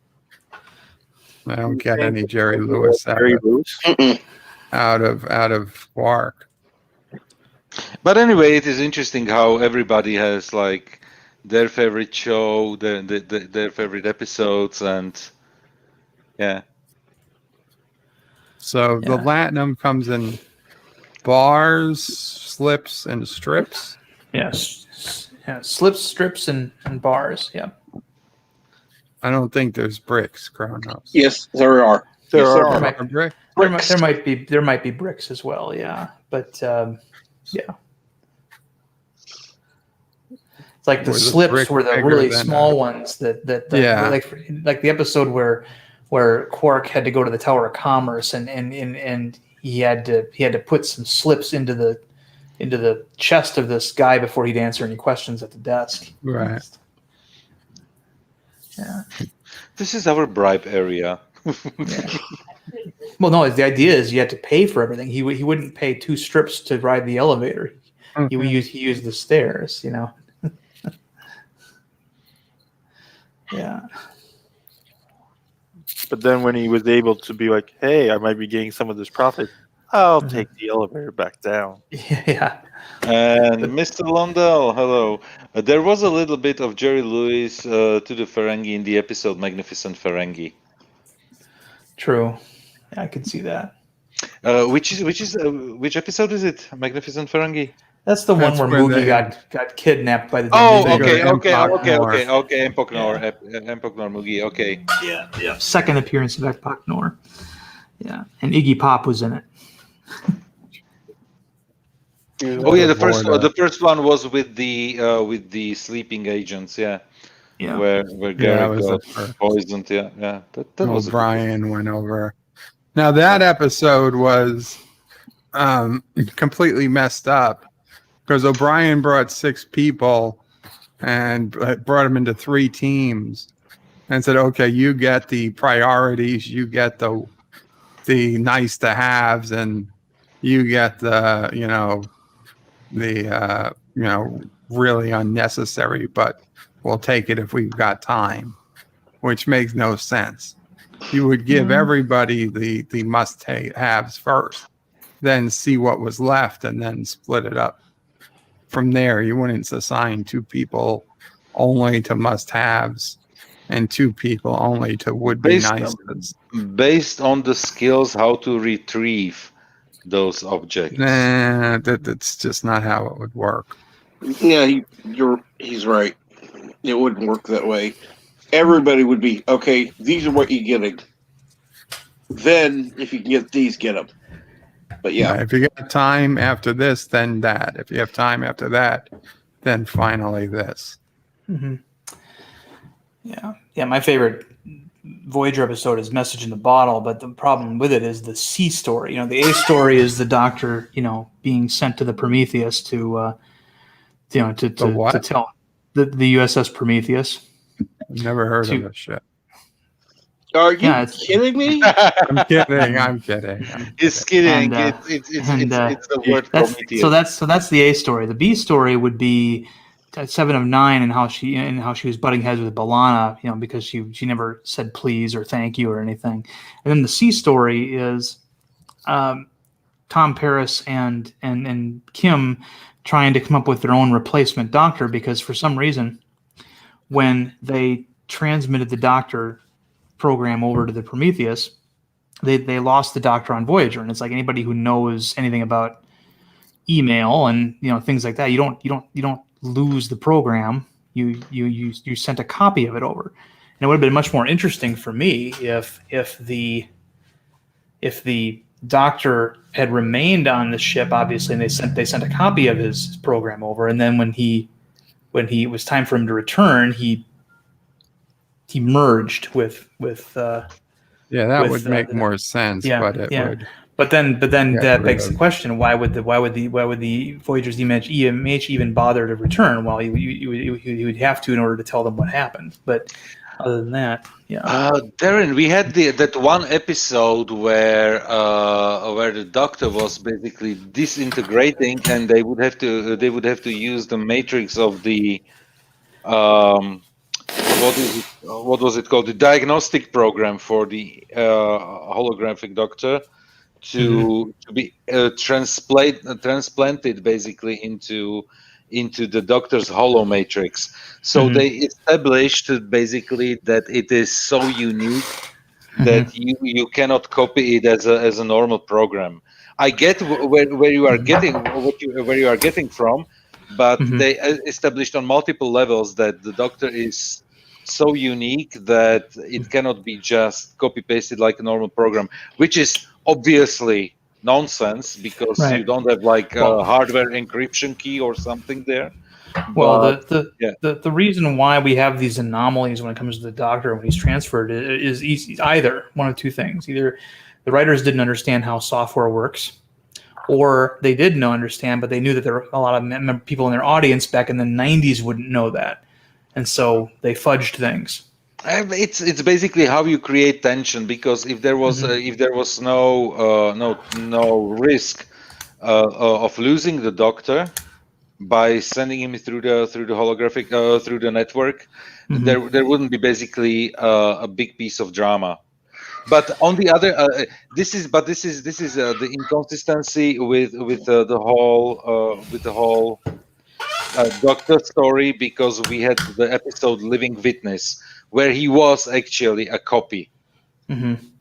Yeah, and so it's weird. But I mean, I will say one thing about Message in a Bottle: that last moment where the Doctor comes back and tells Janeway that he's spoken directly with headquarters and let everybody know that and he delivers that message that you're not alone anymore. That was actually a very poignant moment for that show. It was one of the few times where something changed the status quo before the end of the show did, and it was one of those things they had to do back then. The formula was the ship was trying to get home, and this trip that the Doctor took didn't break that premise, but it did alter just slightly enough to make you feel like they were making progress. And I thought that was a pretty good thing to do.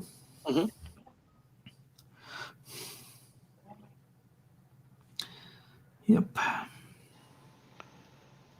Yeah, definitely. Voyager had its flaws in terms of consistency and everything, and this is basically why that. But why it worked way better than, let's say, Discovery is basically because they did the episodic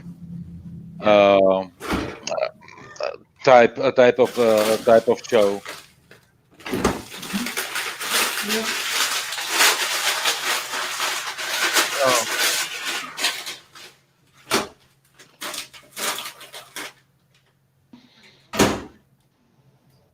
Is that okay? Is somebody really okay?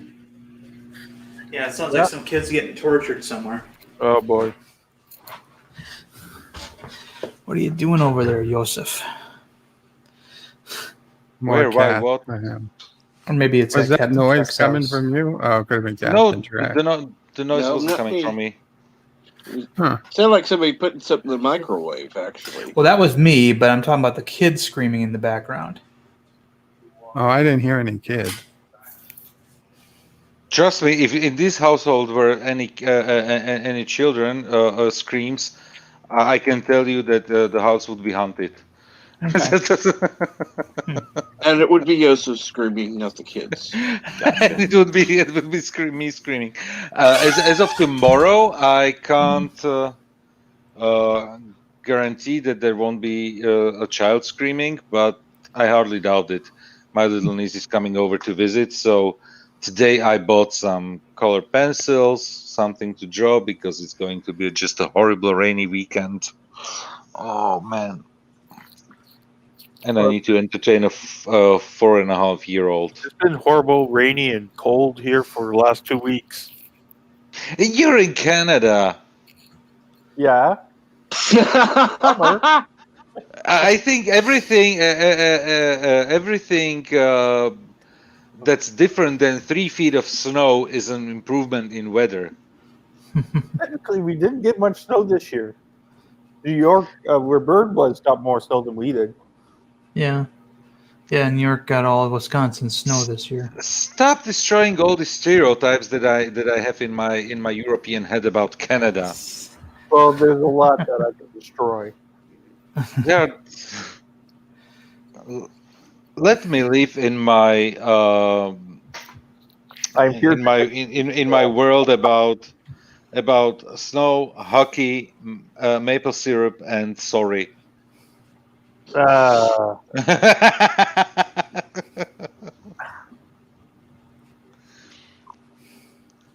play hockey with maple syrup bottles. Can't do that. Maple syrup balls are made of glass. Well, they can make plastic ones.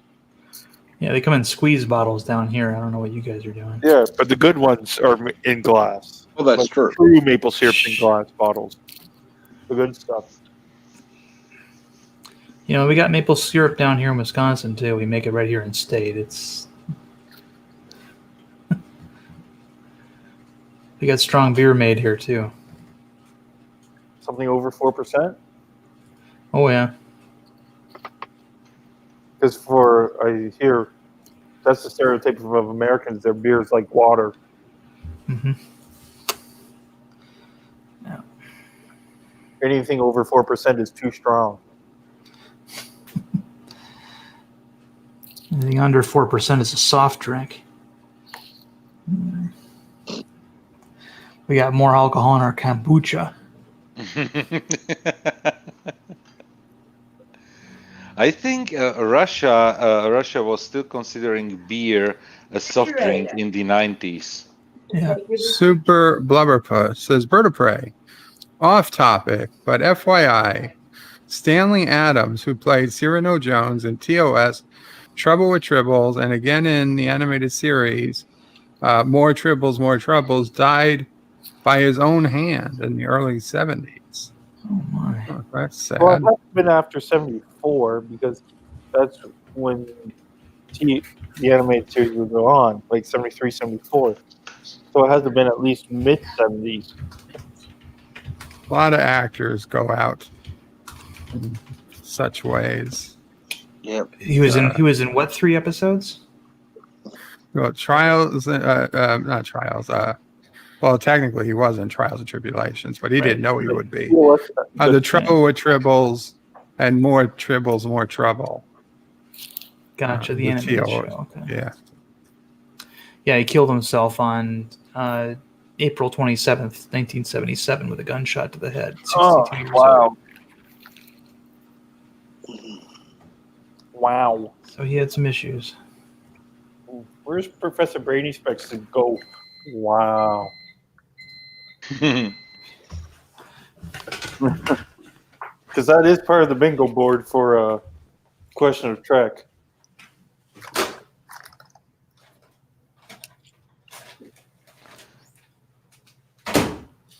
There was a beeping. Either a bomb is going to explode right now, or somebody's having something delicious to eat. A little bit of both.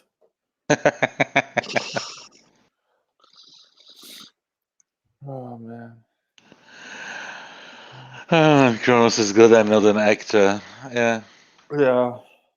Definitely.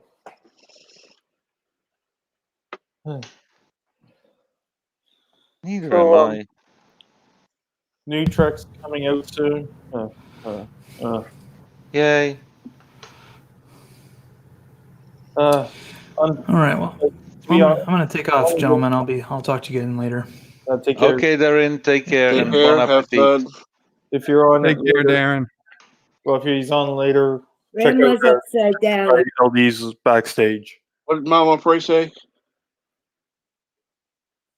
He was talking to Cecil Prey. Oh, sorry. Oh, okay. And Birdie's having his dinner. Yes. No. You're not. I didn't. I finished the soup a while ago. Ah. Kronos' Bird of Prey should be an actor. Wow, Kronos. That is not cool. Why? Why should he be in that? Oh. Honestly, I've been checking my oxygen and it wasn't doing great. So we changed the battery and the pulse oximeter to see if that would improve it any. Try this one now. It's mixed, but then we increased the oxygen on the machine and that seemed to have helped. Look at mine. 97, 98 for Mama Prey. Oh, what happened? So let's see if I can. 97, 98 sounds like a good level. It is that's a great level for Mama Prey, especially somebody who smoked their entire lives. For me, it's 107 for the heart rate and 93 for the oxygen, which is not good. 107 heart rate. Well, the heart rate is on me is high when I'm not feeling well, so that's about. I'm not worried about the 107 heart rate. I'm more worried about the 93 oxygen, especially with the machine turned to 2 instead of 1, where it normally is. Well, maybe if you. Still shocked about 107 heart rate. Apples and bobs. Your grandma be right back. Maybe if you let us do more talking and chat for a few minutes so you can catch your 93. breath. Yeah. You try the other hand. Please. I'm just. Listen to Mama Pray. Try the other hand.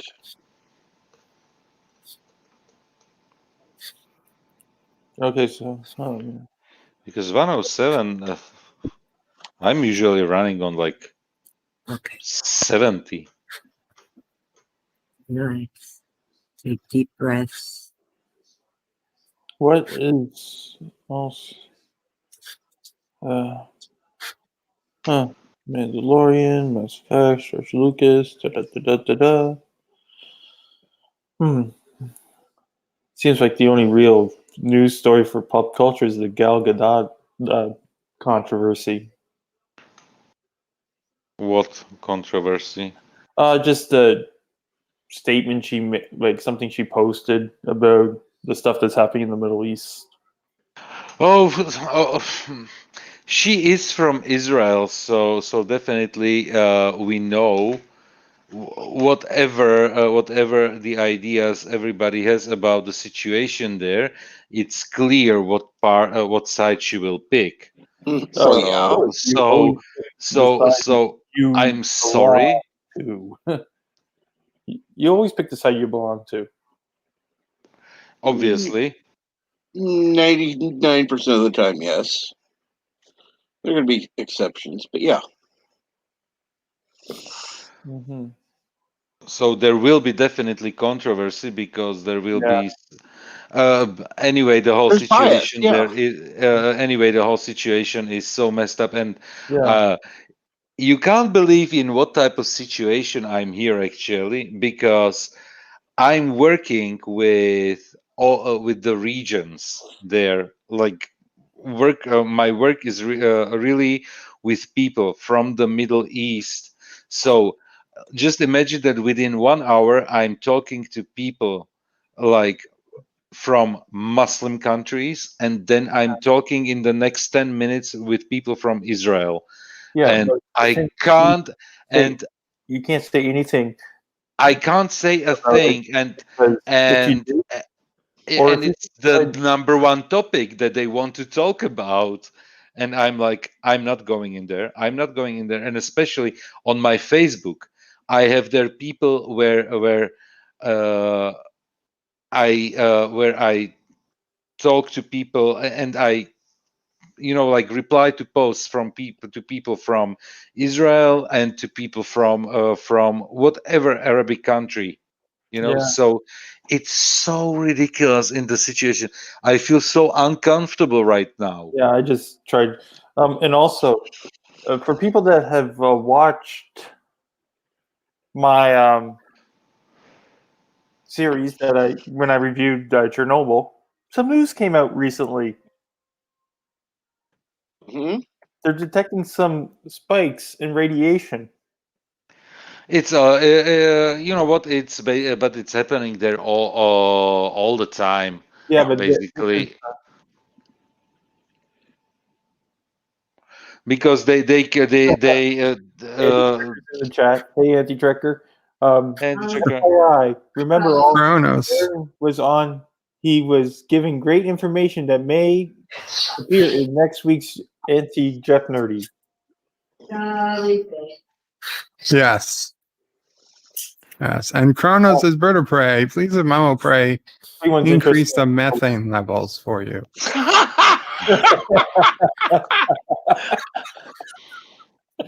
And if anyone's Okay, it's funny, but the article about the a spike of 40% in some of the areas of Chernobyl.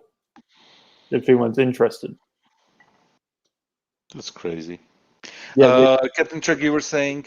No, I was just saying Kronos. That's funny, but no. Bad Kronos. Oh, about the methane. Yes. You can. You don't need to increase it. But basically, you can increase it by just eating beans. I would just yeah. Just yeah, but that would be mean to Mama Prey in many ways. I was talking about birds' methane levels. Right. And they can be increased, decreased. They can be used as a poor man's bubble bath.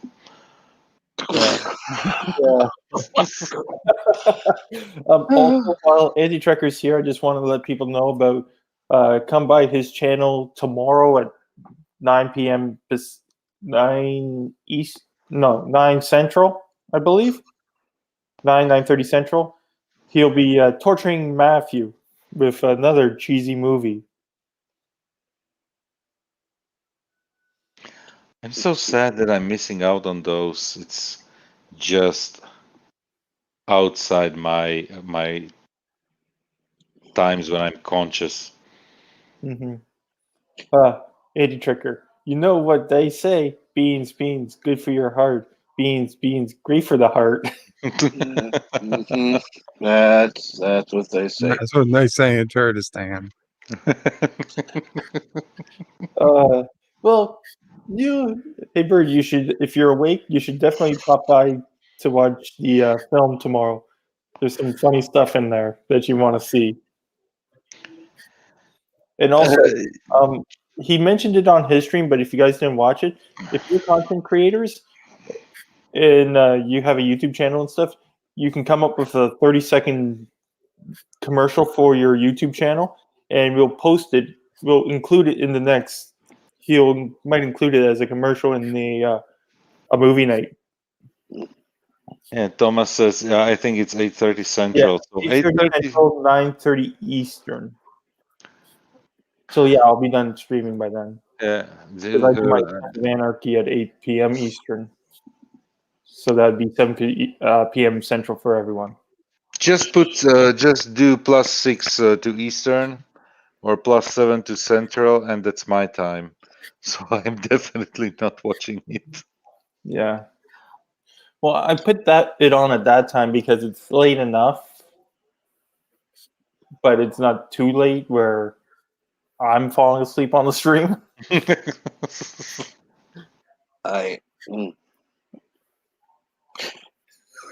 Unfortunately, I'll be missing it, but it's all right.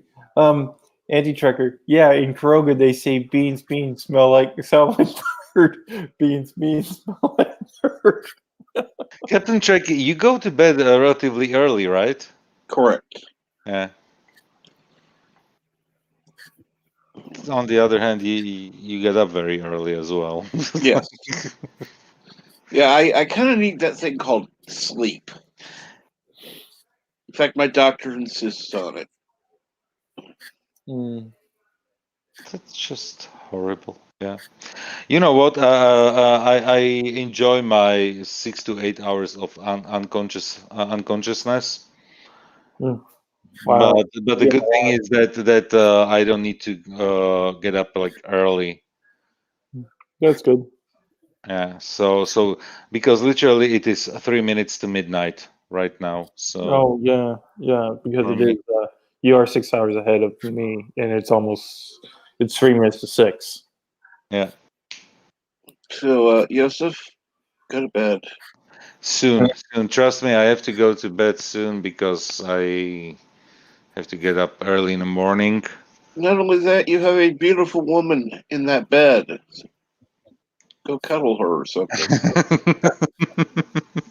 Yeah, exactly. Stop talking to us. Go cuddle the good hot lady. It's not a bad idea. Not a bad idea. Oh, wow. Oh my God. Okay, you would rather sit on a live stream with guys than cuddle your wife. What the hell's wrong with you? We are 16 years together. I think it's fine. Still. We are together. Oh man, 16 years. That's a nice number.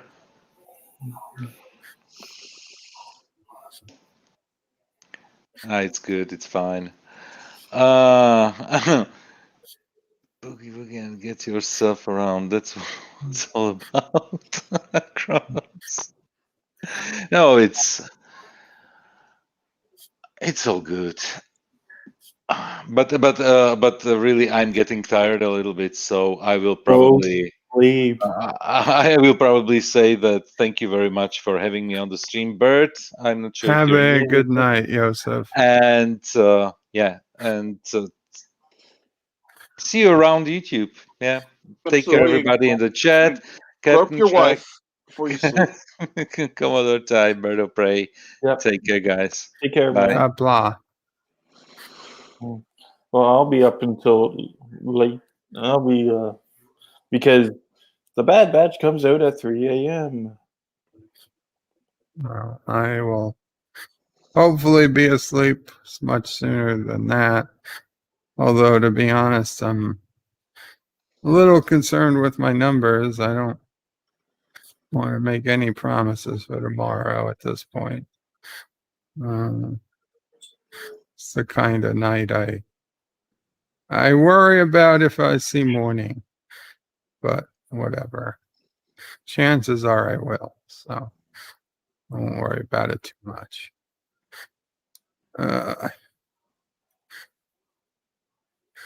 I did get the dentist came today put in the fillings. There was no drilling. She just cleaned the tooth a little bit, put something. She put a piece of cotton in my mouth, rolled this thing into a ball, stuck it in my tooth, and did it for 2 teeth. And it was done in 15 minutes. And it took 20 minutes to set, and that was it. She said, could eat whatever the hell I want after that. Now, I wasn't trying. I didn't go to try anything, and I suspect that my problem today was that I decided to go with an egg salad and lettuce sandwich for lunch, which in hindsight may not have been the best choice. No. And maybe the cause of most of my issues right at this moment. Well, the egg salad definitely increased the methane levels. Yeah, I probably should have gone for the grilled cheese Mama Ray recommended, or even if I'd ordered out or something. Egg salad was not the best choice for lunch. But I tell you, my dentist, who is a woman, saw my Legos out, and she was like, "Oh my God, these are wonderful."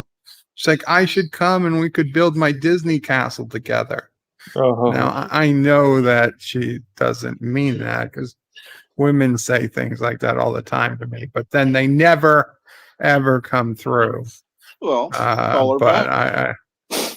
I said, "Oh yeah, sure. If you want to build your Disney castle, I'll help you build your Disney castle. That's fine." Egg salad. Bird, stink up the room. He rolls over and out goes. I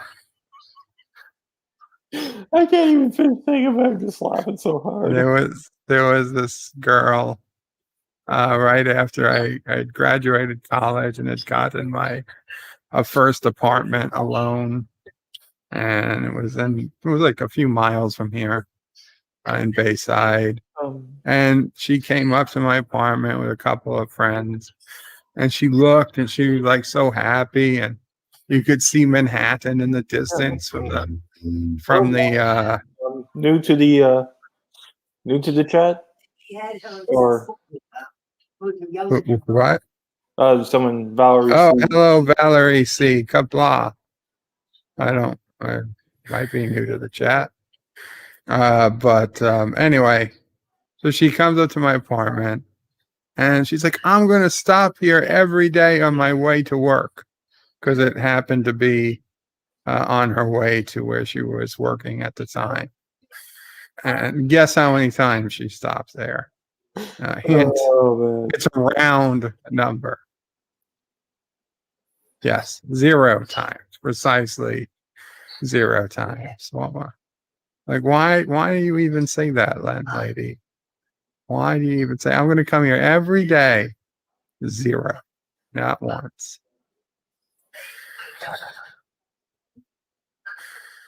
I wish I had space worms, Kronos. Then they could fix me and I could walk again and play the musical instruments. Kronos says, "Don't eat a bathroom egg salad sandwich." I don't think it came from the bathroom, but I can't be It sure. could be worse. It could have been gas station sushi. Oh, well, maybe you need some Borg nanoprobes in your legs. Hey, if they offered Borg nanoprobes, I'd probably take them. Space kissing her, says Bird of Prey. Don't get too excited about death. It's the lazy thing to do. I'm not excited about it.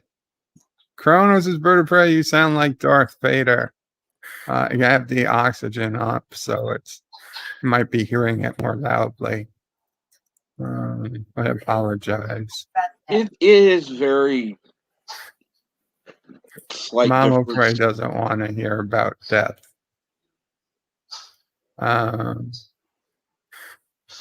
Kronos is about a girl, a Bird of Prey 5 tale.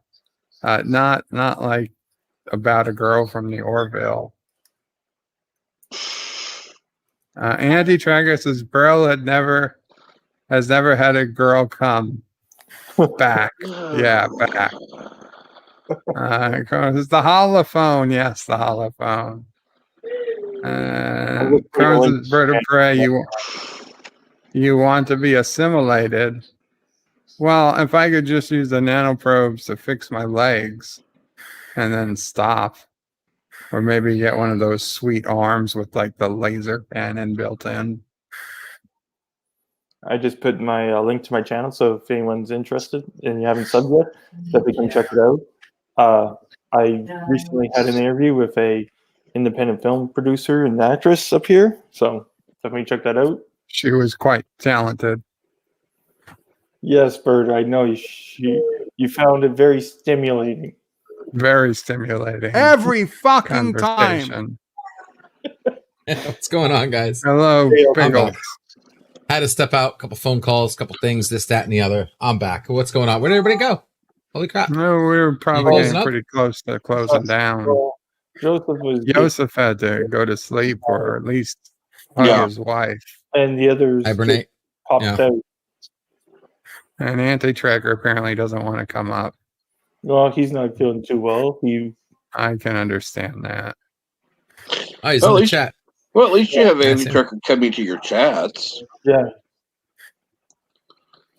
Cronus says, Bird of Prey, you feel like being probed. The By movie nanos. that, they get to watch with Life of Matthew tomorrow. We got some fun little things in store. If you paid attention to his live stream, you'll know. Oh, yeah. Cool. Like I said, I was just going to come back in here after I took care of that. I don't get what Life with Matthew gets out of watching these movies. Like, why does he do it? Because he's too pain and suffering. What does he get from it? The sad fashion that no matter how bad the movie is, that Krogan programming is too strong. Yeah. Yeah, that sounds like it. Hey, Bird, just consider this. It's a proven ground that he's still loyal after all this torture that he's gone under. He's still loyal to Caroga. I tell you, Thomas Potts was pledging allegiance to Caroga today. I think his vaccine shot set him straight. He thinks that recovery's good. Do you really think that vaccine's done well for him? It's done wonders. I can't wait for Anti-Tracker to take his shot. Thomas Potts says maybe Matthew is a sick guy. Maybe. Although I don't think so. He's a pretty well-mannered Carogan.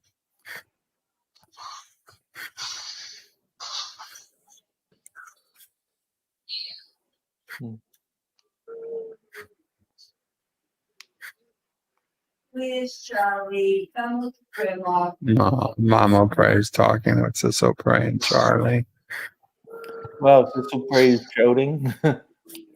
No, that's Mama Prey talking to Sisso Prey through speakerphone. Well, speakerphone via Facebook, so she can view the video of Charlie.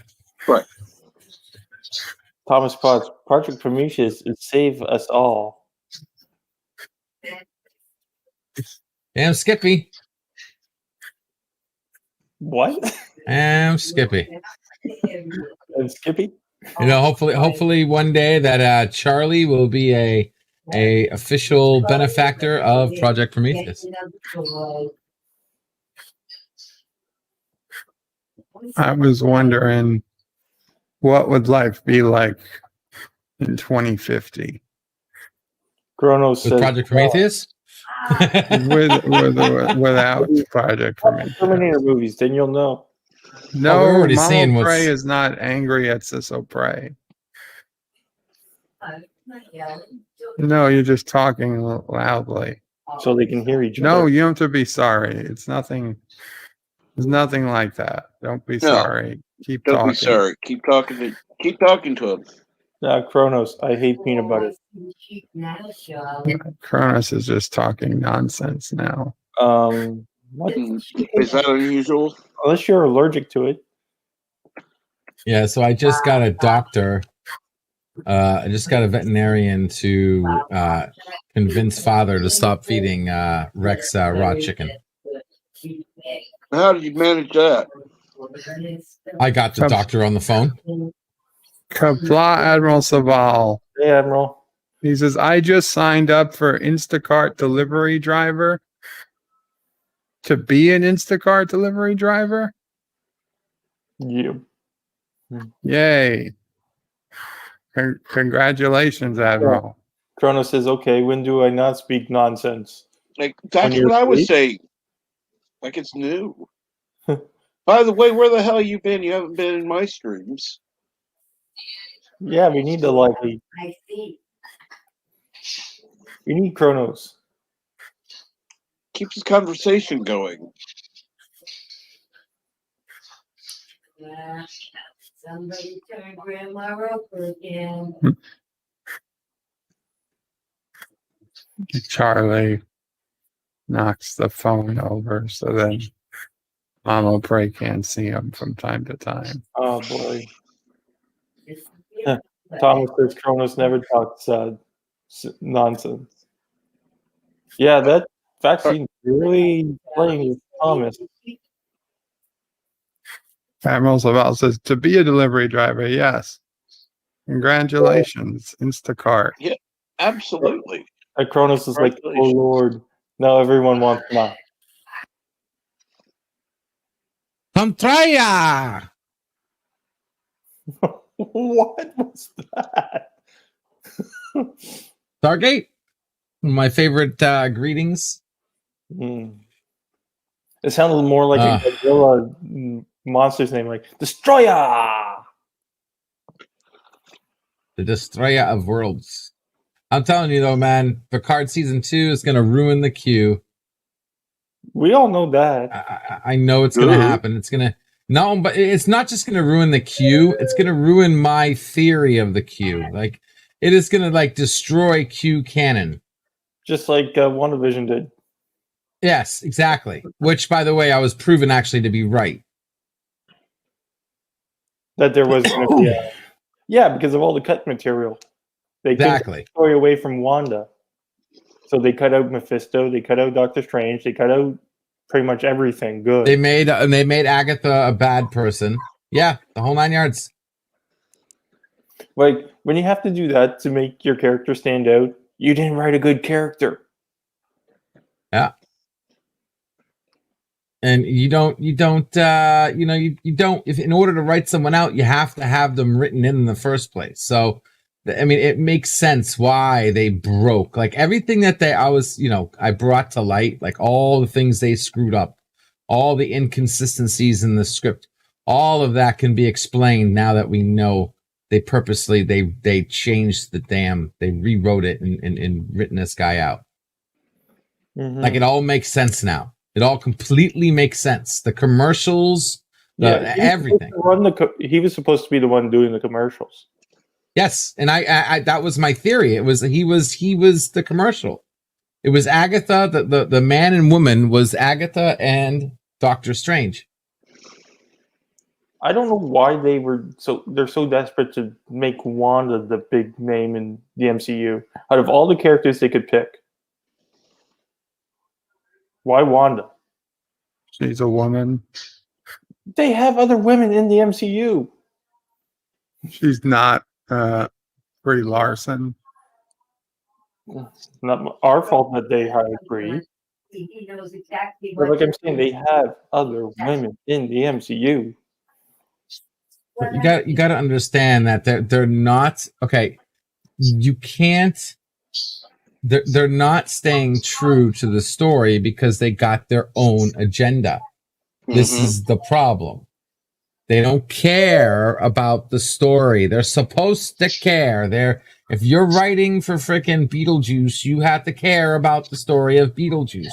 You can't be JW or virtue signaler and decide to turn a precious character into a tool of your destruction. You can do whatever you choose to do. No, you're absolutely right. You're absolutely right, but you know what I meant. And we can choose what we want to do if we don't want to watch it anymore and say F them. Mm-hmm. Until they do it right. Like if they had the original idea of WandaVision, I think it would have worked out perfectly. It would have been a million times better. It would have been rewatched. I guarantee you, if my theories ever were the ending, if my ending actually happened, the very first thing that would have happened after episode 9 was Disney Plus would have saw everybody rewatching every episode again. Oh yeah. People. And what actually happened? And people Disney, canceled their damn shit.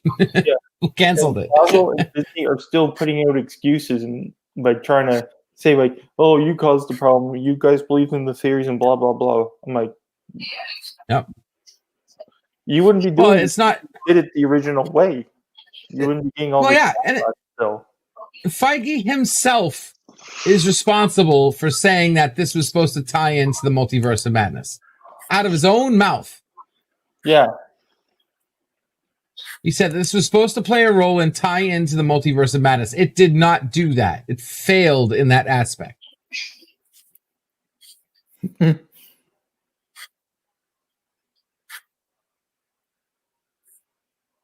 Anti-Tracker says, LDG, first, build a bridge and get over it. Second, how could you not watch until they fixed it? If you don't watch, how would you know if they fixed it? Build a bridge and get over it. I love it. That's a great line. I love that line. Oh my Lord. So where did you steal it from? I'm wondering where you got that from, because that was original. I like that. I don't think anybody's ever used that against me ever. Build a bridge and get over it. I love it. And what was the second thing he said? What was? I'm sorry. How could you not watch until they fix it? If you don't watch it, how would you know they fixed it? Okay, I have no clue where he's going with that one. I guess you said you weren't going to watch maybe anymore. So they fix it if you don't watch it. I watched the entire thing. I went to the hospital watching that thing.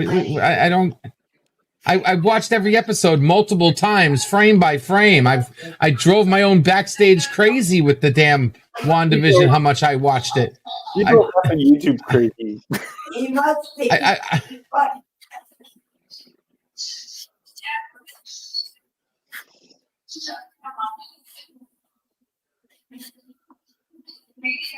One round.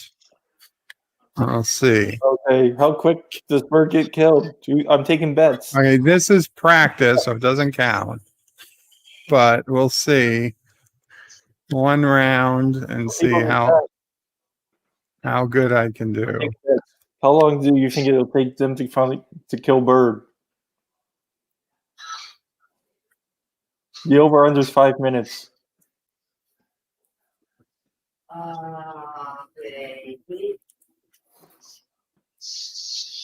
I say 2. Okay, we got 2 minutes. Nobody's dying in the practice round. Chronos, 10 seconds. What'd you say? They hung up on you, Mom? Charlie hung up on Mama Prey. Uh-oh. Well, at that age, it's cute. I'm sure Sisso Prey will fall back. Thomas is Bird of Prey. Please shoot me. No. Oh, you have to get in the game, Thomas. And then get in front of my gun, because I'm not that good of a shot. I generally only shoot people who accidentally walk in front of me. You're as good of a shot as you're good as landing craft. Oh, there's an IHOP. I'm gonna go to the roof of the IHOP like LDG. No, that was a good one.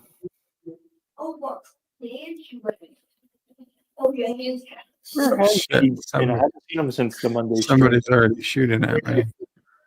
Were you in water? Were you at the sink? Nice.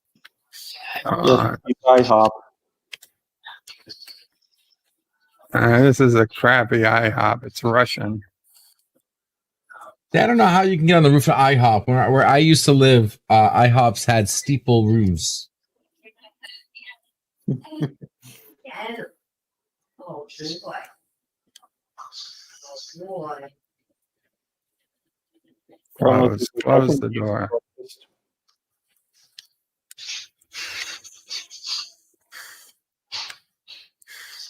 Well, in less than a month, we get Loki. Yeah, I'll see how many ways they can screw that one up. So far, so good. So far, so good. We haven't even gotten an episode yet. Yeah, that's what I mean, so we got a trailer. Do you know how good WandaVision was during the trailer? WandaVision wasn't that good in the trailer. The first episode had like everybody watching it. It was like the biggest stream on YouTube. Like none of these shows ever since WandaVision are getting even close to the amount of live streams and reviews coming out about it.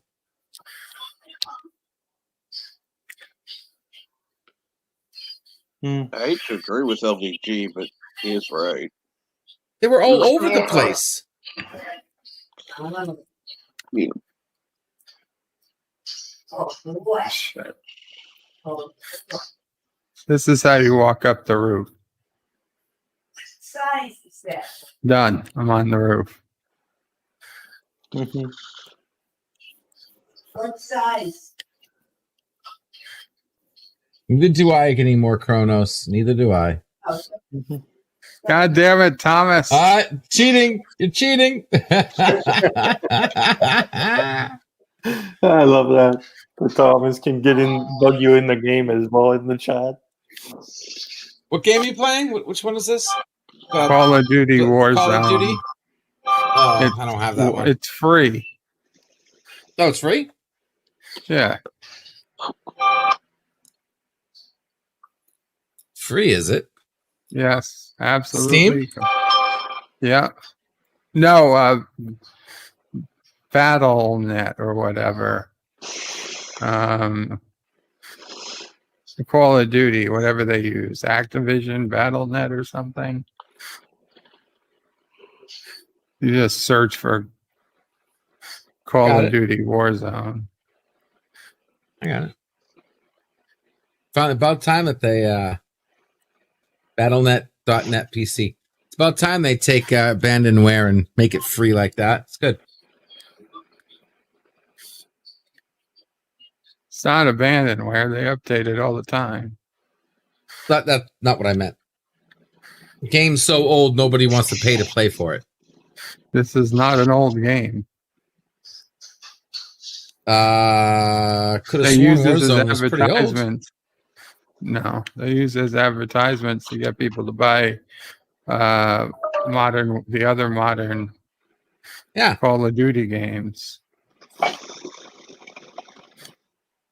Oh no, never mind. It came out 3 days ago? Further. It's a big must be thinking of a update 3 different days one. ago. We did it 3 days ago, season 3 had a major update.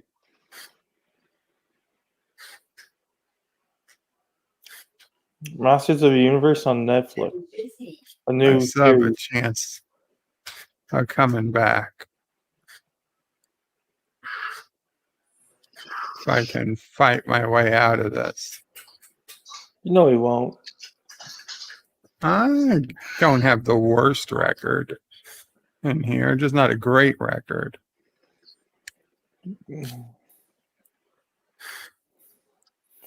What's the record? I don't know. As many times as One in 10, maybe. Episodes.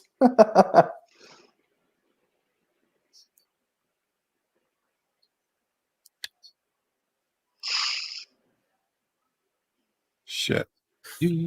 That's not good.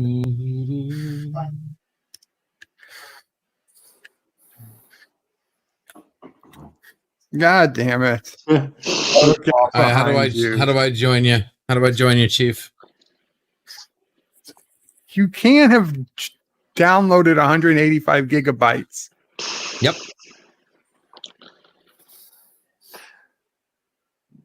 Bird, it's logging in right now. I mean, I do have commercial speed internet. I mean, there is no effing way you have got this game installed. But I'm telling you, I'm in it right now. You have the screen grab just to prove to him. You probably I'm signing in. I'm signing in. Give me a second. Just downloaded the game that downloads the game.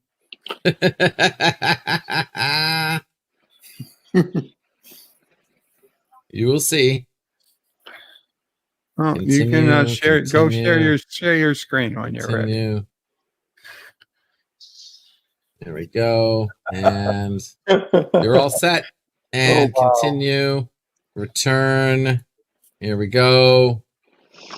I don't need to add a phone number. Come on, I've already added a phone number. I don't need a freaking phone number. Dark Maul says, imagine how much porn LPG can stream simultaneously if you can download that quickly. Oh, Lord.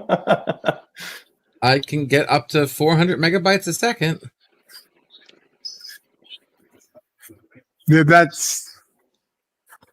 Yeah, I know. You don't have to... I know what you're going to say.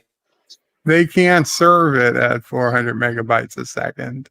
No, they're serving it at 20 megabytes a second. Actually, yeah, 20.65 megabytes a second. Okay, now it's downloading. Sorry. Okay. That's a little more realistic. Yeah, I know. Well, if they didn't throttle me, I could have had it by now. And then it would take a while to install. Oh,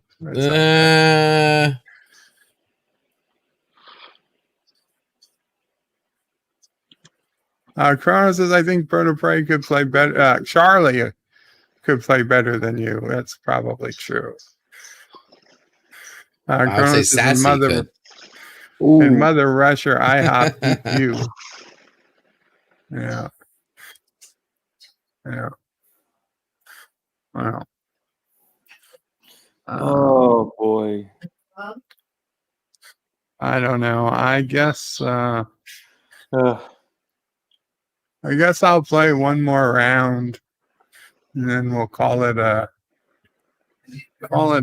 day. If I don't want to push anyone out, but I can't imagine watching me play is interesting to anyone. Let's see here. I have 21 people. 21 people that say otherwise.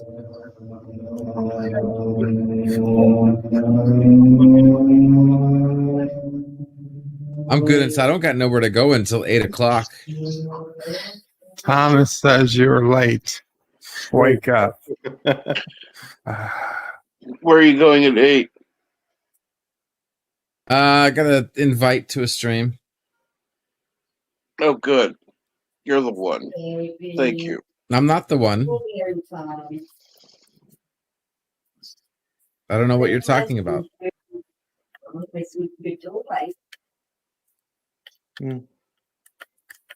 I don't know what the hell happened there. I'm closing the application, and then we'll restart it.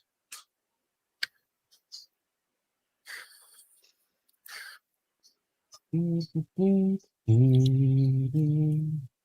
mind getting back into some Dota. Anybody in the chat know Dota? Sorry, Bird. Chrono says, I like the gameplay that you do, Bird of Prey. It makes me laugh and break ribs. And executive producer Saul Leibowitz says, Bird of Prey, glad to hear you're feeling better. Good luck with the game. Thank you.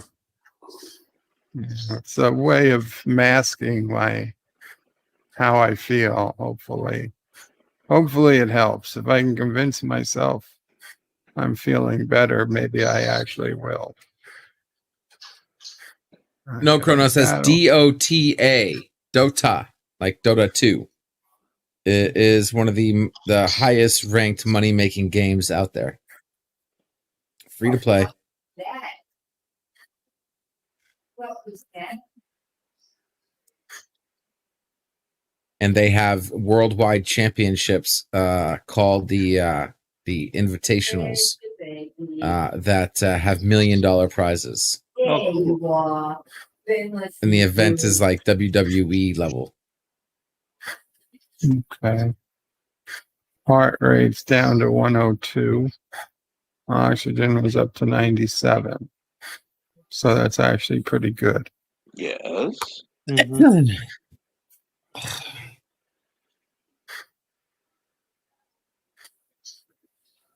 Where's the baby?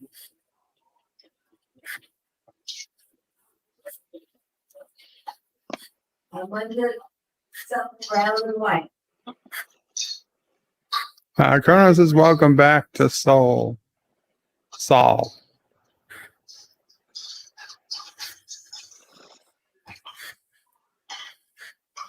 7%. So honestly, I'm not 100% sure how to connect you to this account. I have to go to my when you get on my Activision account and get you connected. Welcome, Daniel's Hot Topics, to the chat. Hi, Bert, what's up? You can do it whenever. Hey, Daniel. Daniel. Hey, LDG, you were right. Doctor Strange was supposed to be in WandaVision. Thank you. It's a, you know what? It's the little bit of relief that I wasn't going completely nuts. You know what I mean? Because I was just completely wrong, but to finally hear that I was actually supposed to be right does help a little bit. Don't tell LDG he's right too often. He'll get used to it. Yeah, apparently Doctor Strange was supposed to be going. He was supposed to try to get into the Hex, right? But he couldn't. Actually, he was the one who created the commercials, right? That was. I'm somewhere on the internet looking at the call. Anti-trackers is. So Bird is not dying. Okay, I will cancel the strippers. Wow. I mean, that's what I was thinking, Daniel. What? I mean, this could still be canon in Doctor Strange and the Multiverse of Madness. They could show like a flashback where Doctor Strange is trying to get into the Hex. They could do like an alternate take of it. Maybe if they do an alternate take of it, that would make my day if they did that somehow. But I actually include quite a bit of it because in the movie. If you remember the second commercial, it was a gentleman who was behind bars that couldn't get out until he had the two things he needed: his woman, which was Agatha, and his watch, which was his time stone. Hey, Professor. And Agatha was supposed to help him get in there. Yeah.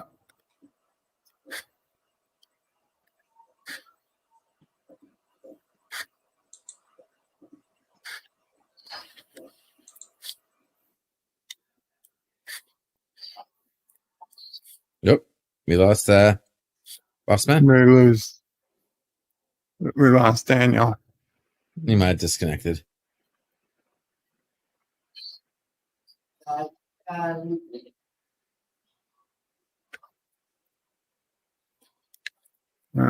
Be right there, Daniel. Man. Welcome back, Daniel. Sorry about that. I hit the wrong button. Oh, yeah.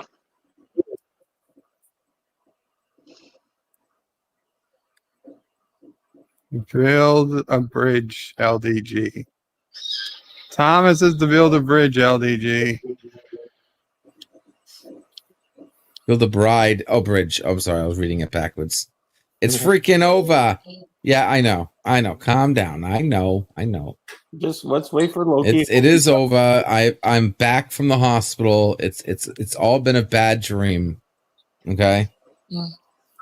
It's all been a bad dream. I don't hear Wanda anymore. I don't see Wanda anymore. Oh shit.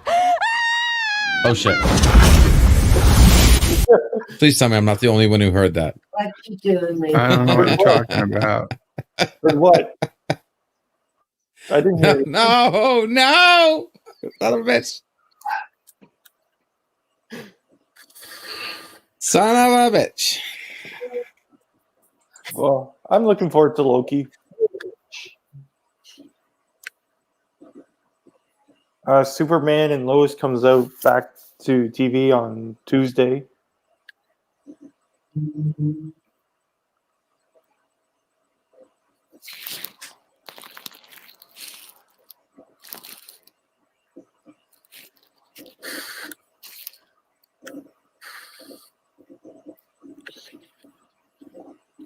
So between now and Tuesday, I gotta get the final episode of the first part of Superman and Lois, the review up between now and Tuesday.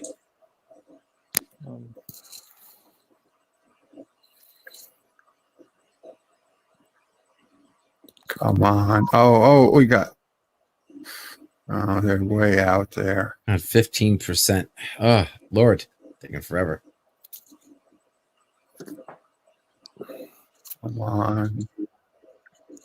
Get somebody. Taking forever. Forever we will be. Bird Somewhere. can't. No. Oh shit! There's the truck. You think I can make it to that truck?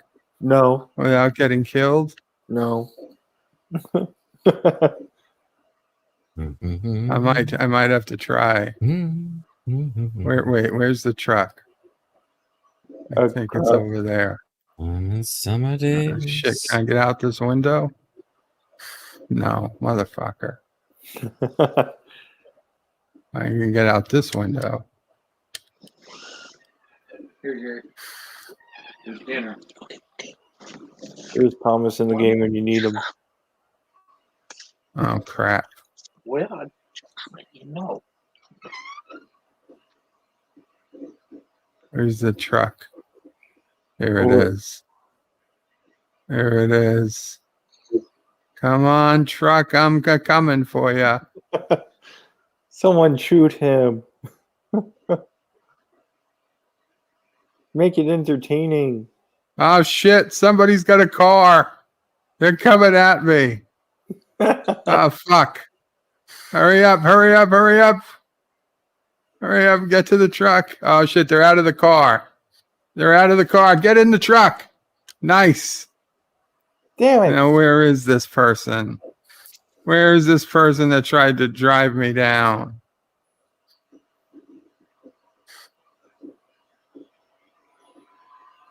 There he is. Someone's shooting you. Oh, come Did on. you not How drive did I around not him? get him? Who kicked you out of the truck? I didn't kick the truck.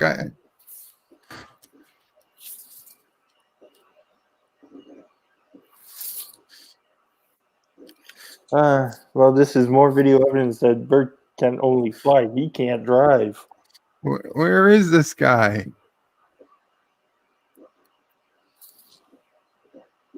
Son of a bitch.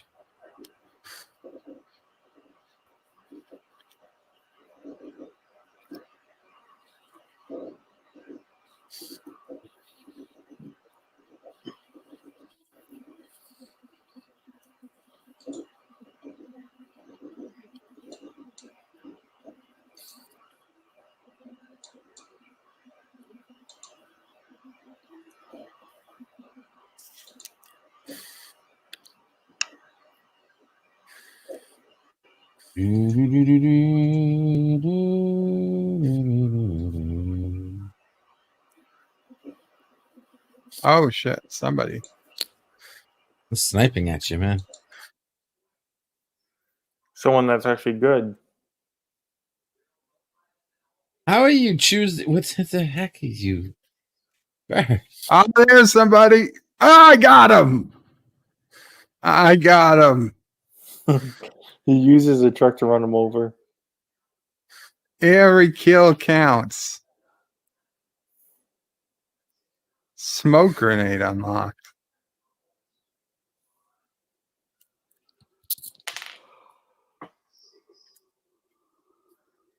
Now I'm the train now. Chrono says, "Oh shit! There's a train coming." Darth Maul says, "I am constant as the morning sun." Thomas calls me a cheater. I'm not a cheater. I'm gonna chase this train though. Oh, geez. Do you know what happens when you fuck. train? The truck wins. In what reality? One. Do the laws of physics? What happened? How'd I die? Now Oh, he shot you right in the face. Ooh. It was somebody on the back of the train. Nice. I had so many guns. Rest in peace, says Thomas.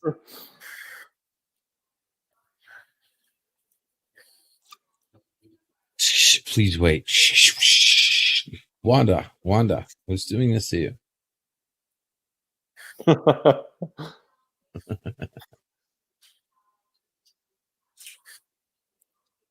How did you get hit? Oh my god. I didn't even get a chance to take my gun out. Because you're that good. Getting killed. What's the count so far? I think he's died several times. We're spectating now. 3 or 4 times he's gotten killed. How's the LDG's download coming? He's so bad that they were saying, okay, we're only going to let you spectate. You can't actually do anything. What's the word, Pickles?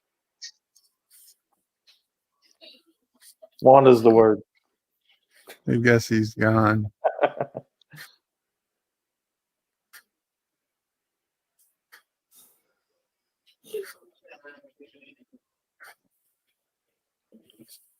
Does anyone know who's going to be on this week's Name That Tune? I have no idea.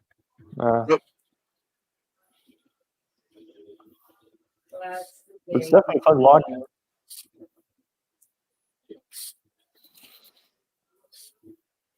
That's one I can guarantee you will never see me on.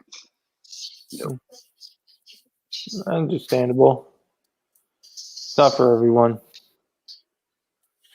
Yeah, Super Blubberpuss is thinking it's the MCU's been categorized and feminized. I have faith that Loki's going to be quite good to watch. Why? I just have that feeling. I think I can't explain it.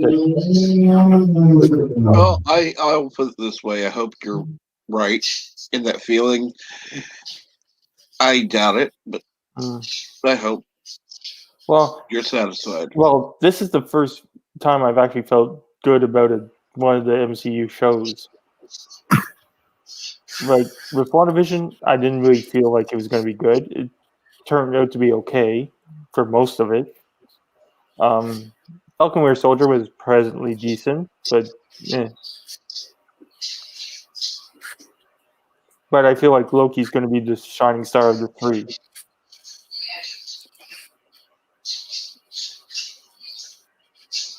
Time will tell. Okay. My Activision ID for anybody who wants to friend request me or something is that. Yeah. But I'm waiting for Black Widow to come out. I'm gonna hopefully do a watch party for it. Super Blubberpuss is Bird of Prey. Loki and Doctor Strange will be castrated and feminized. I've lost all hope for anything Disney. Well, there's some good Disney stuff out there. Like Bad Batch is quite interesting. Yeah, I agree. What's going on with Loki? Isn't he a toxic white male too? Kronos asked, how was the explosion? And didn't have time to pull out. Yeah, no, I did not have time.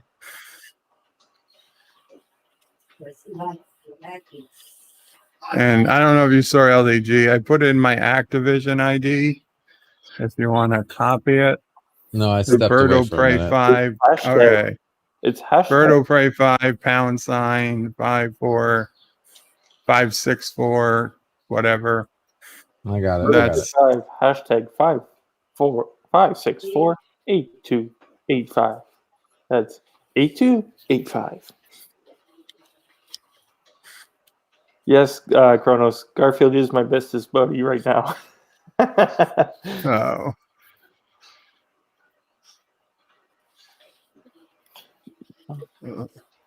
If there's any streaming sites that air Garfield, heck, it's cool. Like do like a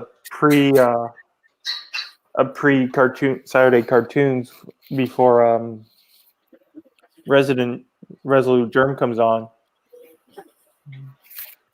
And play some other. I do not want to be in front of. Yeah. I sent you a request.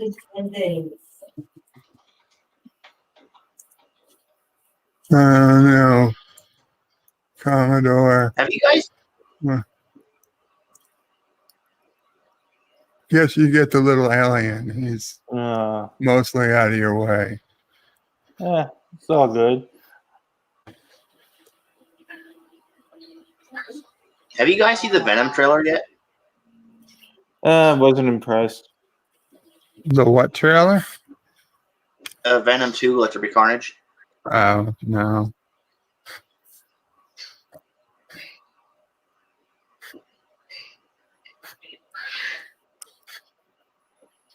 When did it come out?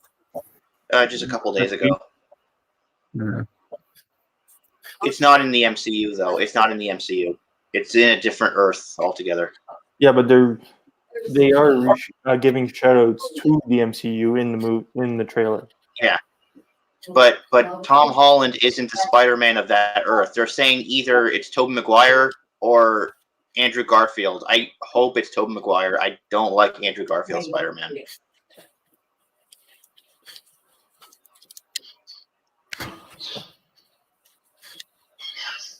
Oh, baby. Oh, look at. Okay. Yes. Garfield and Friends is on Amazon. Perfect. What? See, Garfield was fine. The friends from the farm, those were pretty Of stupid. course, I can't watch it because it's not in Canada. Why is everything blocked?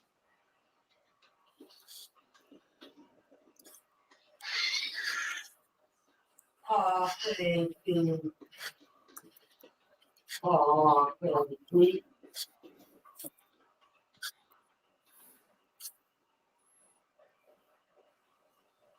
All right, I'm sorry. I sent you a friend request, Bird. Bird's playing Call of Duty right now. And it's 33%, so we'll have to play next time, but that's fine.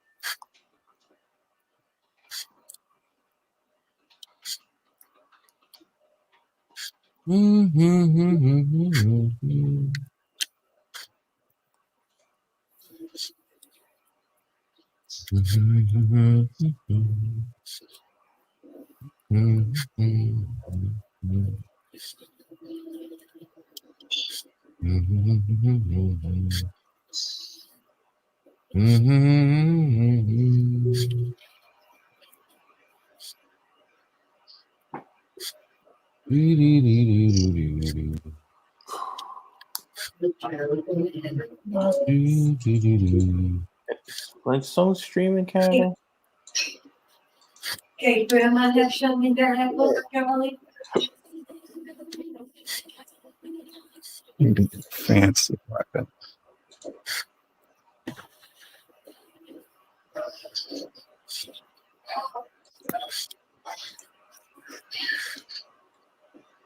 Just fucking find somebody to shoot.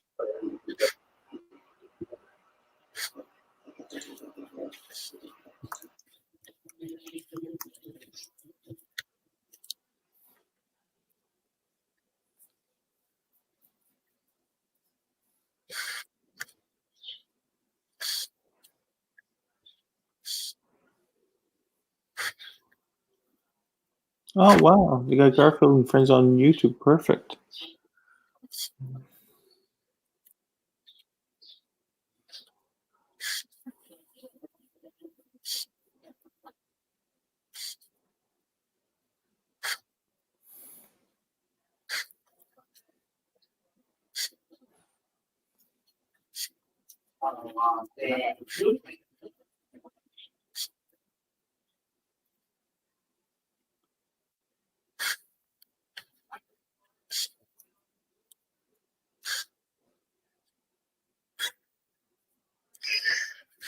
Aww.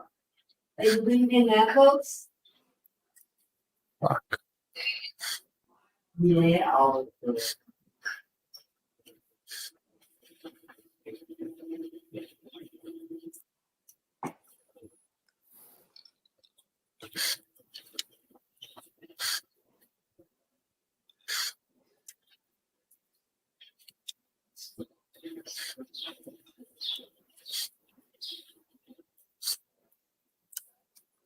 Yeah, yes.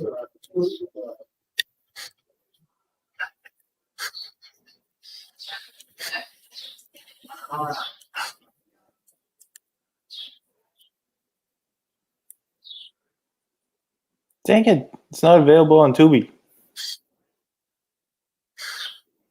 Dang, I gotta maybe check for VPN or something.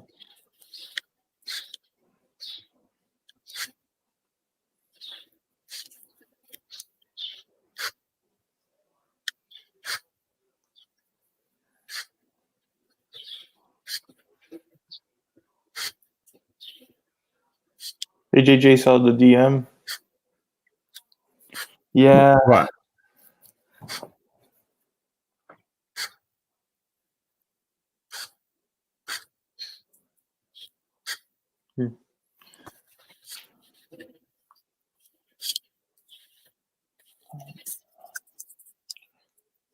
Oh, golly.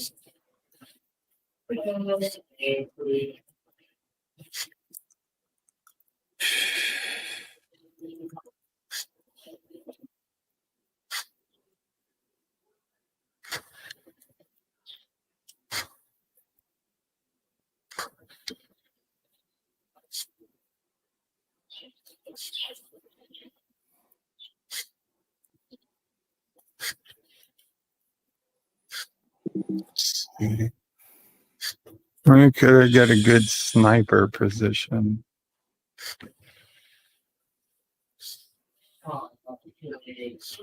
Hmm.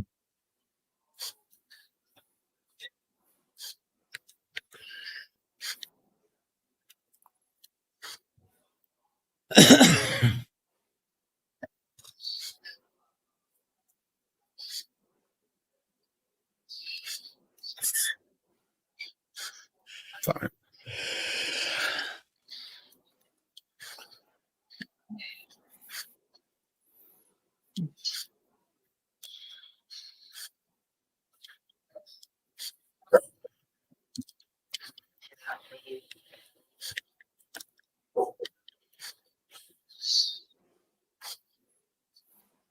This isn't the worst sniper position in the world. Wouldn't be not surprised there.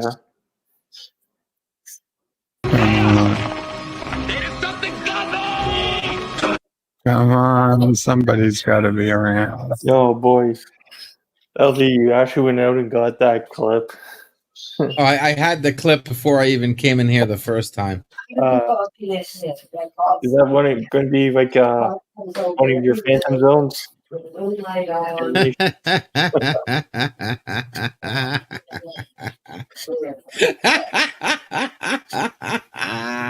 You know what? Thank you. Yes, it will be. Yes, it will be. I didn't even think of that. It's the first thing that came to my mind. Yeah, totally. That is a great.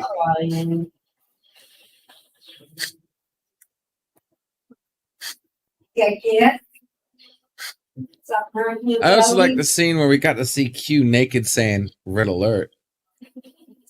I wouldn't know what that one could just be used for. Warning people. Yeah. In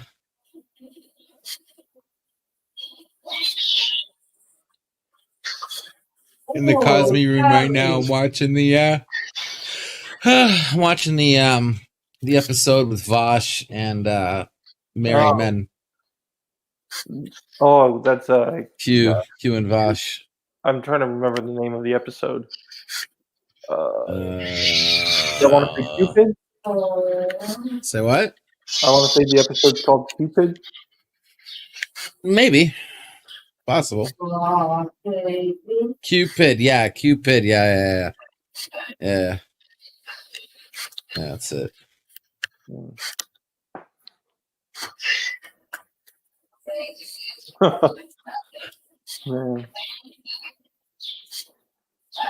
Yes, I agree with that statement. Bosch was annoying, yet quite horny.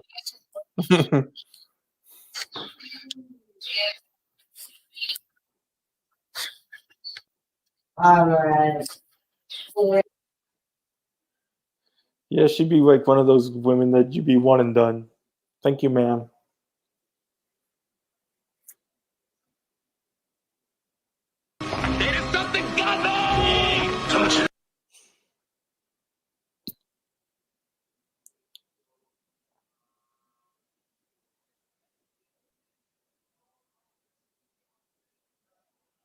Oh boy. Well, it looks like I'm going to be on Name That Tune this Sunday.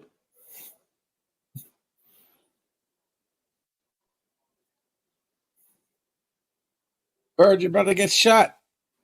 Of course, Bird is going to get shot. He always gets shot. No, Bird. Oh, where'd Bird go? Bird's not here. Bird's here. Oh, Bird's there. It's like, shh, I'm hunting Birdo Play 5. Be very quiet.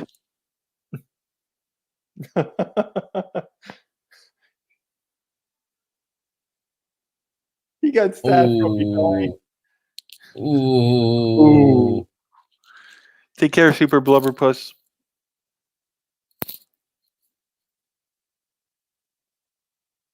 Motherfucker, I was in the middle of a Jaloja. And you got your neck cut there while you're jalodering. You got 10 seconds earlier. I would have had that guy dead. He came up right behind you. And I saw him jump up. I just couldn't take my hands off things at that point. It would have been a big mess. Bang. You would have shot him with something else besides your rifle. No, but you could have just put an AFK message, taking a piss, and. But what would that have accomplished? The people are not going to shoot me. I wouldn't have shot you. They shoot. Thomas. They shoot. I wouldn't have. And you're dead again. I'm done. I would have been like, no, I'm good. I ain't gonna kill a man while he's taking a piss. Man, it doesn't seem right. You're just getting whipped. Say you should have peed before I started playing the game. Yeah, maybe some assholes would say that.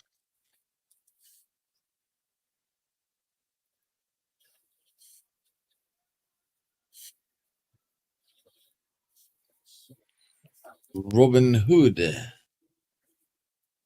You are on League with Robin Hood.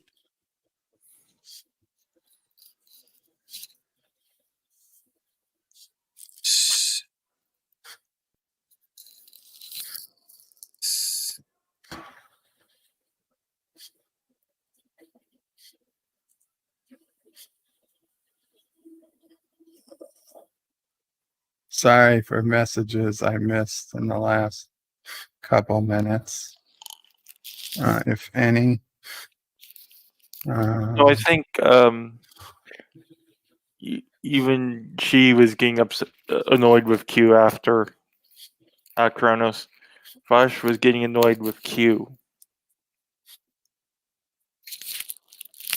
But it was Q that kept her alive the entire time. Take care, Super Blubber Push. You're probably gone already.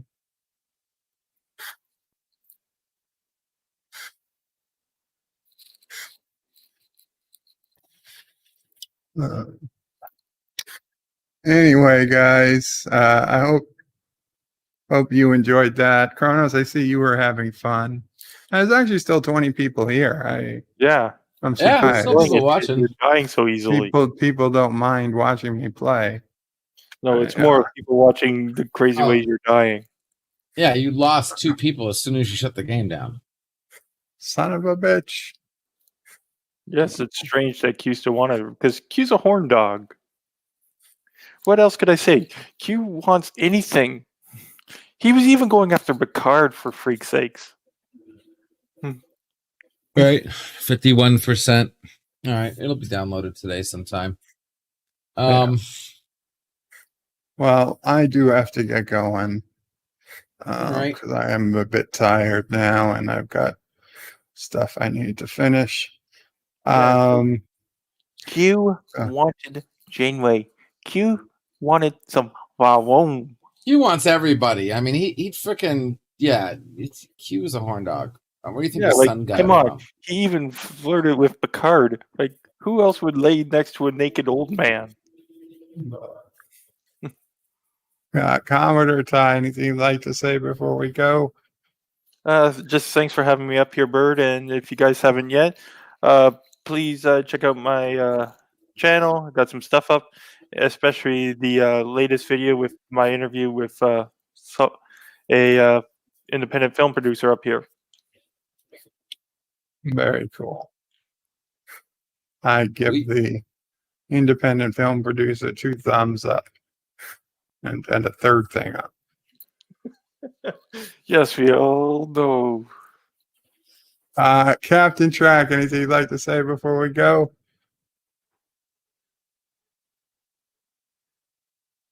I believe Captain would probably advertise. I don't think it's called Morning Brew anymore, but he will be doing something, I believe, at 7 a.m. Eastern in the morning. We'll see if he comes back. You're back. He's back. He's back. He's back. I didn't realize I was muted, so yeah. Yeah, I'll be on tomorrow, 6 a.m. Central. Not sure what it's going to be called, but yeah. And Anti-Director says, take care, Bird. Hope you feel better before me. Oh, thank you, Anti-Director. That's very nice of you to request. I hope I feel better before you, too. Wow. Well, but my better is less than is better. Yeah, true. Correct. When he feels better, he'll be walking again. When I feel better, I'll just still be hanging around. Or we both get miraculous recoveries and we meet somewhere in the middle, like Kentucky, and battle with batlets. Wouldn't it be more like Vermont? Would be, and we both wind up in the hospital again. Wouldn't Virginia be more in the middle? I don't know. Pennsylvania, Kentucky, what the hell's the difference? They're different states. They're different states. Kentucky smells a lot like shit. I'll give him the start. Head start. Anyway, anything else you want to say, Captain? Nope. Thank you for having me on. You're welcome. LDG of Geeks Enjoy. Anything you'd like to say? No, thanks for having me, Bird. Guys, if you You're want to hang out welcome. later, you hit us up in the backstage and on my new Cosme room that I'm joining. I'm starting up, guys. We have a lot of things lined up. 24/7 watch party of all the good old sci-fi shows. Some of which including my personal favorites I have on DVD, including MacGyver, Star Trek, TNG, Enterprise, The Incredible Hulk, and a few others. You should definitely Guys, hit me up. If you, the Time Tunnel. Sorry, what? You should definitely look into the Time Tunnel. It's actually quite an interesting show. Really? Yeah. Awesome. I will put the link in the chat here in a second of my Cosme room. Feel free to check it out anytime, guys. There is a chat room in there. You guys can chit chat. You can use your microphones, the whole 9 yards. It's basically a 24/7 stream yard that is just for a all-time watch party. Thanks very much for having me, everybody, and I'll catch you later tonight. I believe over on the Real Review 3000, doing the Weekly Rumble is back, Season 2, Episode 1, new season, new rules. Can't wait to see how crazy it's going to be. Check us out. Check us out over at the Real Review 3000 channel. Sounds in good. 1 hour.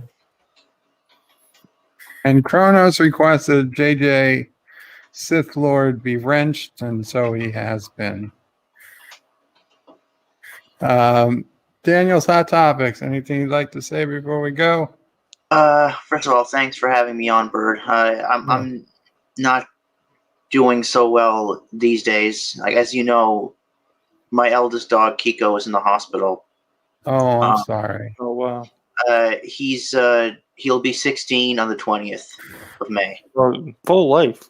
And I don't know if I can, like, I hope they don't ask me. I hope they don't do the worst. I want to keep him for a little bit longer. You know, I mean, I just love him so much. And today, my youngest one, Coco, he got sick. I don't know why he got sick. He's only 3 years old, and he's very quiet. He's sitting down. He's very quiet. He doesn't really walk very much. I don't know what happened. I remember every day he was always coming into my room, always jumping up and down, so happy, so hyper, always getting me out of bed. But now he's just he's like sick, you know. And I don't know what's wrong with him. No.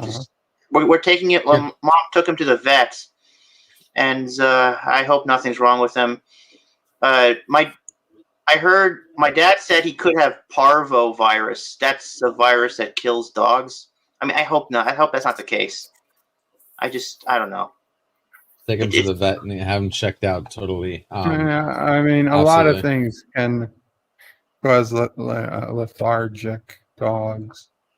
You didn't get him snipped, did you? Serious. What? You didn't get him snipped by chance, did you? What's that? Snip. Fixed. Fixed. No, I didn't. Oh, you did? What, did it happen right after that? No. I didn't get him fixed. He's good man. Good man. Good man. Good man. I just feel so helpless. You know, I got one Shih Tzu in the hospital, and the other one is sick now, and I can't. There's nothing I can do. I feel so helpless. I don't know what to do. There's not much you can, unfortunately. You gotta trust your dogs to veterinarians and hope for the best. It's not easy, but not easy at all. Just be there for them and do everything you can. Make sure he's, the obvious stuff, drinking water. Try to get him to walk around, and just give him as much love as you can, man. Yeah.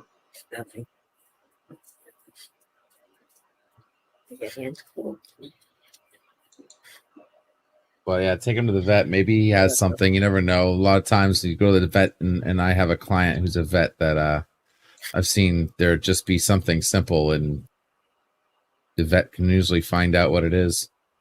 If it's something simple, they can fix it and bring him back. Fix what's wrong with him. Maybe he's got something in his belly. I mean, there's a million of things it could be unless you get it checked out. I'm just afraid he ate something that he shouldn't have, because I remember yesterday he was okay until I took him to the gas station, and I took him to the bathroom, and he was sniffing around, and there was a dumpster nearby, and I think he probably ate something or licked something near the garbage that he shouldn't have. I don't know. I shouldn't have brought him there. I don't know why I brought him there. I just thought that he probably wanted to, I mean, I let him lead me, Dogs eat a lot of things is questionable. Let me tell you something. If you leave your dog to his own devices, he will kill himself. I've seen it a million times. I've literally seen a dog go into a rat trap and eat the poison from it.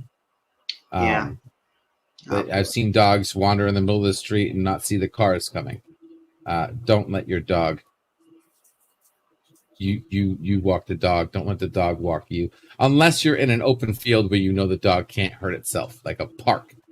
But like a gas station dumpster, yeah, that's definitely a danger zone. But I hope that's he feels probably the better. worst place to put a dog right now. Yeah. I mean, the stuff that they spray and the bacteria and whatnot. Maybe he just needs some antibiotics. Gas. Take him to the vets. Well, he's at the vet, right? So no, the other one's at the vet. That they're both at the vet. Oh, they're both at the vet? Okay, good. Daniel, I hope the dogs are good. Please keep us updated. If you hear anything new next time we're online. Okay. All right. Thanks, guys. Take care, guys. Qapla. Bye, everybody. This is very disturbing. Bird and panel out. Estados Undos. I should play that goodbye video. Okay. Take care, guys. But wait, there's more. The video might be over, but there's more fun to be had. First, please make sure you're subscribed to the channel and have clicked that bell icon to get notifications of new videos in your YouTube feed. Share this video on social media to help this channel fight the algorithm that favors big media. Also check out www.birdoprey5.com for links to my other channels, various social media accounts, merch store, Dear Bop, affiliate links, and all your Birdo Prey 5 needs. At the main Birdo Prey 5 YouTube channel, you can find all sorts of live streams and unlisted videos, YouTube membership options, and a community section with polls and updates on the channel. On the secondary channel, Birdo Prey 5X, you can find overflow content that doesn't always make the main channel. Subscribe to both channels, please. Thanks for watching. Remember, I stream almost every day. This is Birdo Prey 5 saying goodbye, world. Until next time. P.S. Hail Sassy, hail Charlie, and of course, hail Caroga.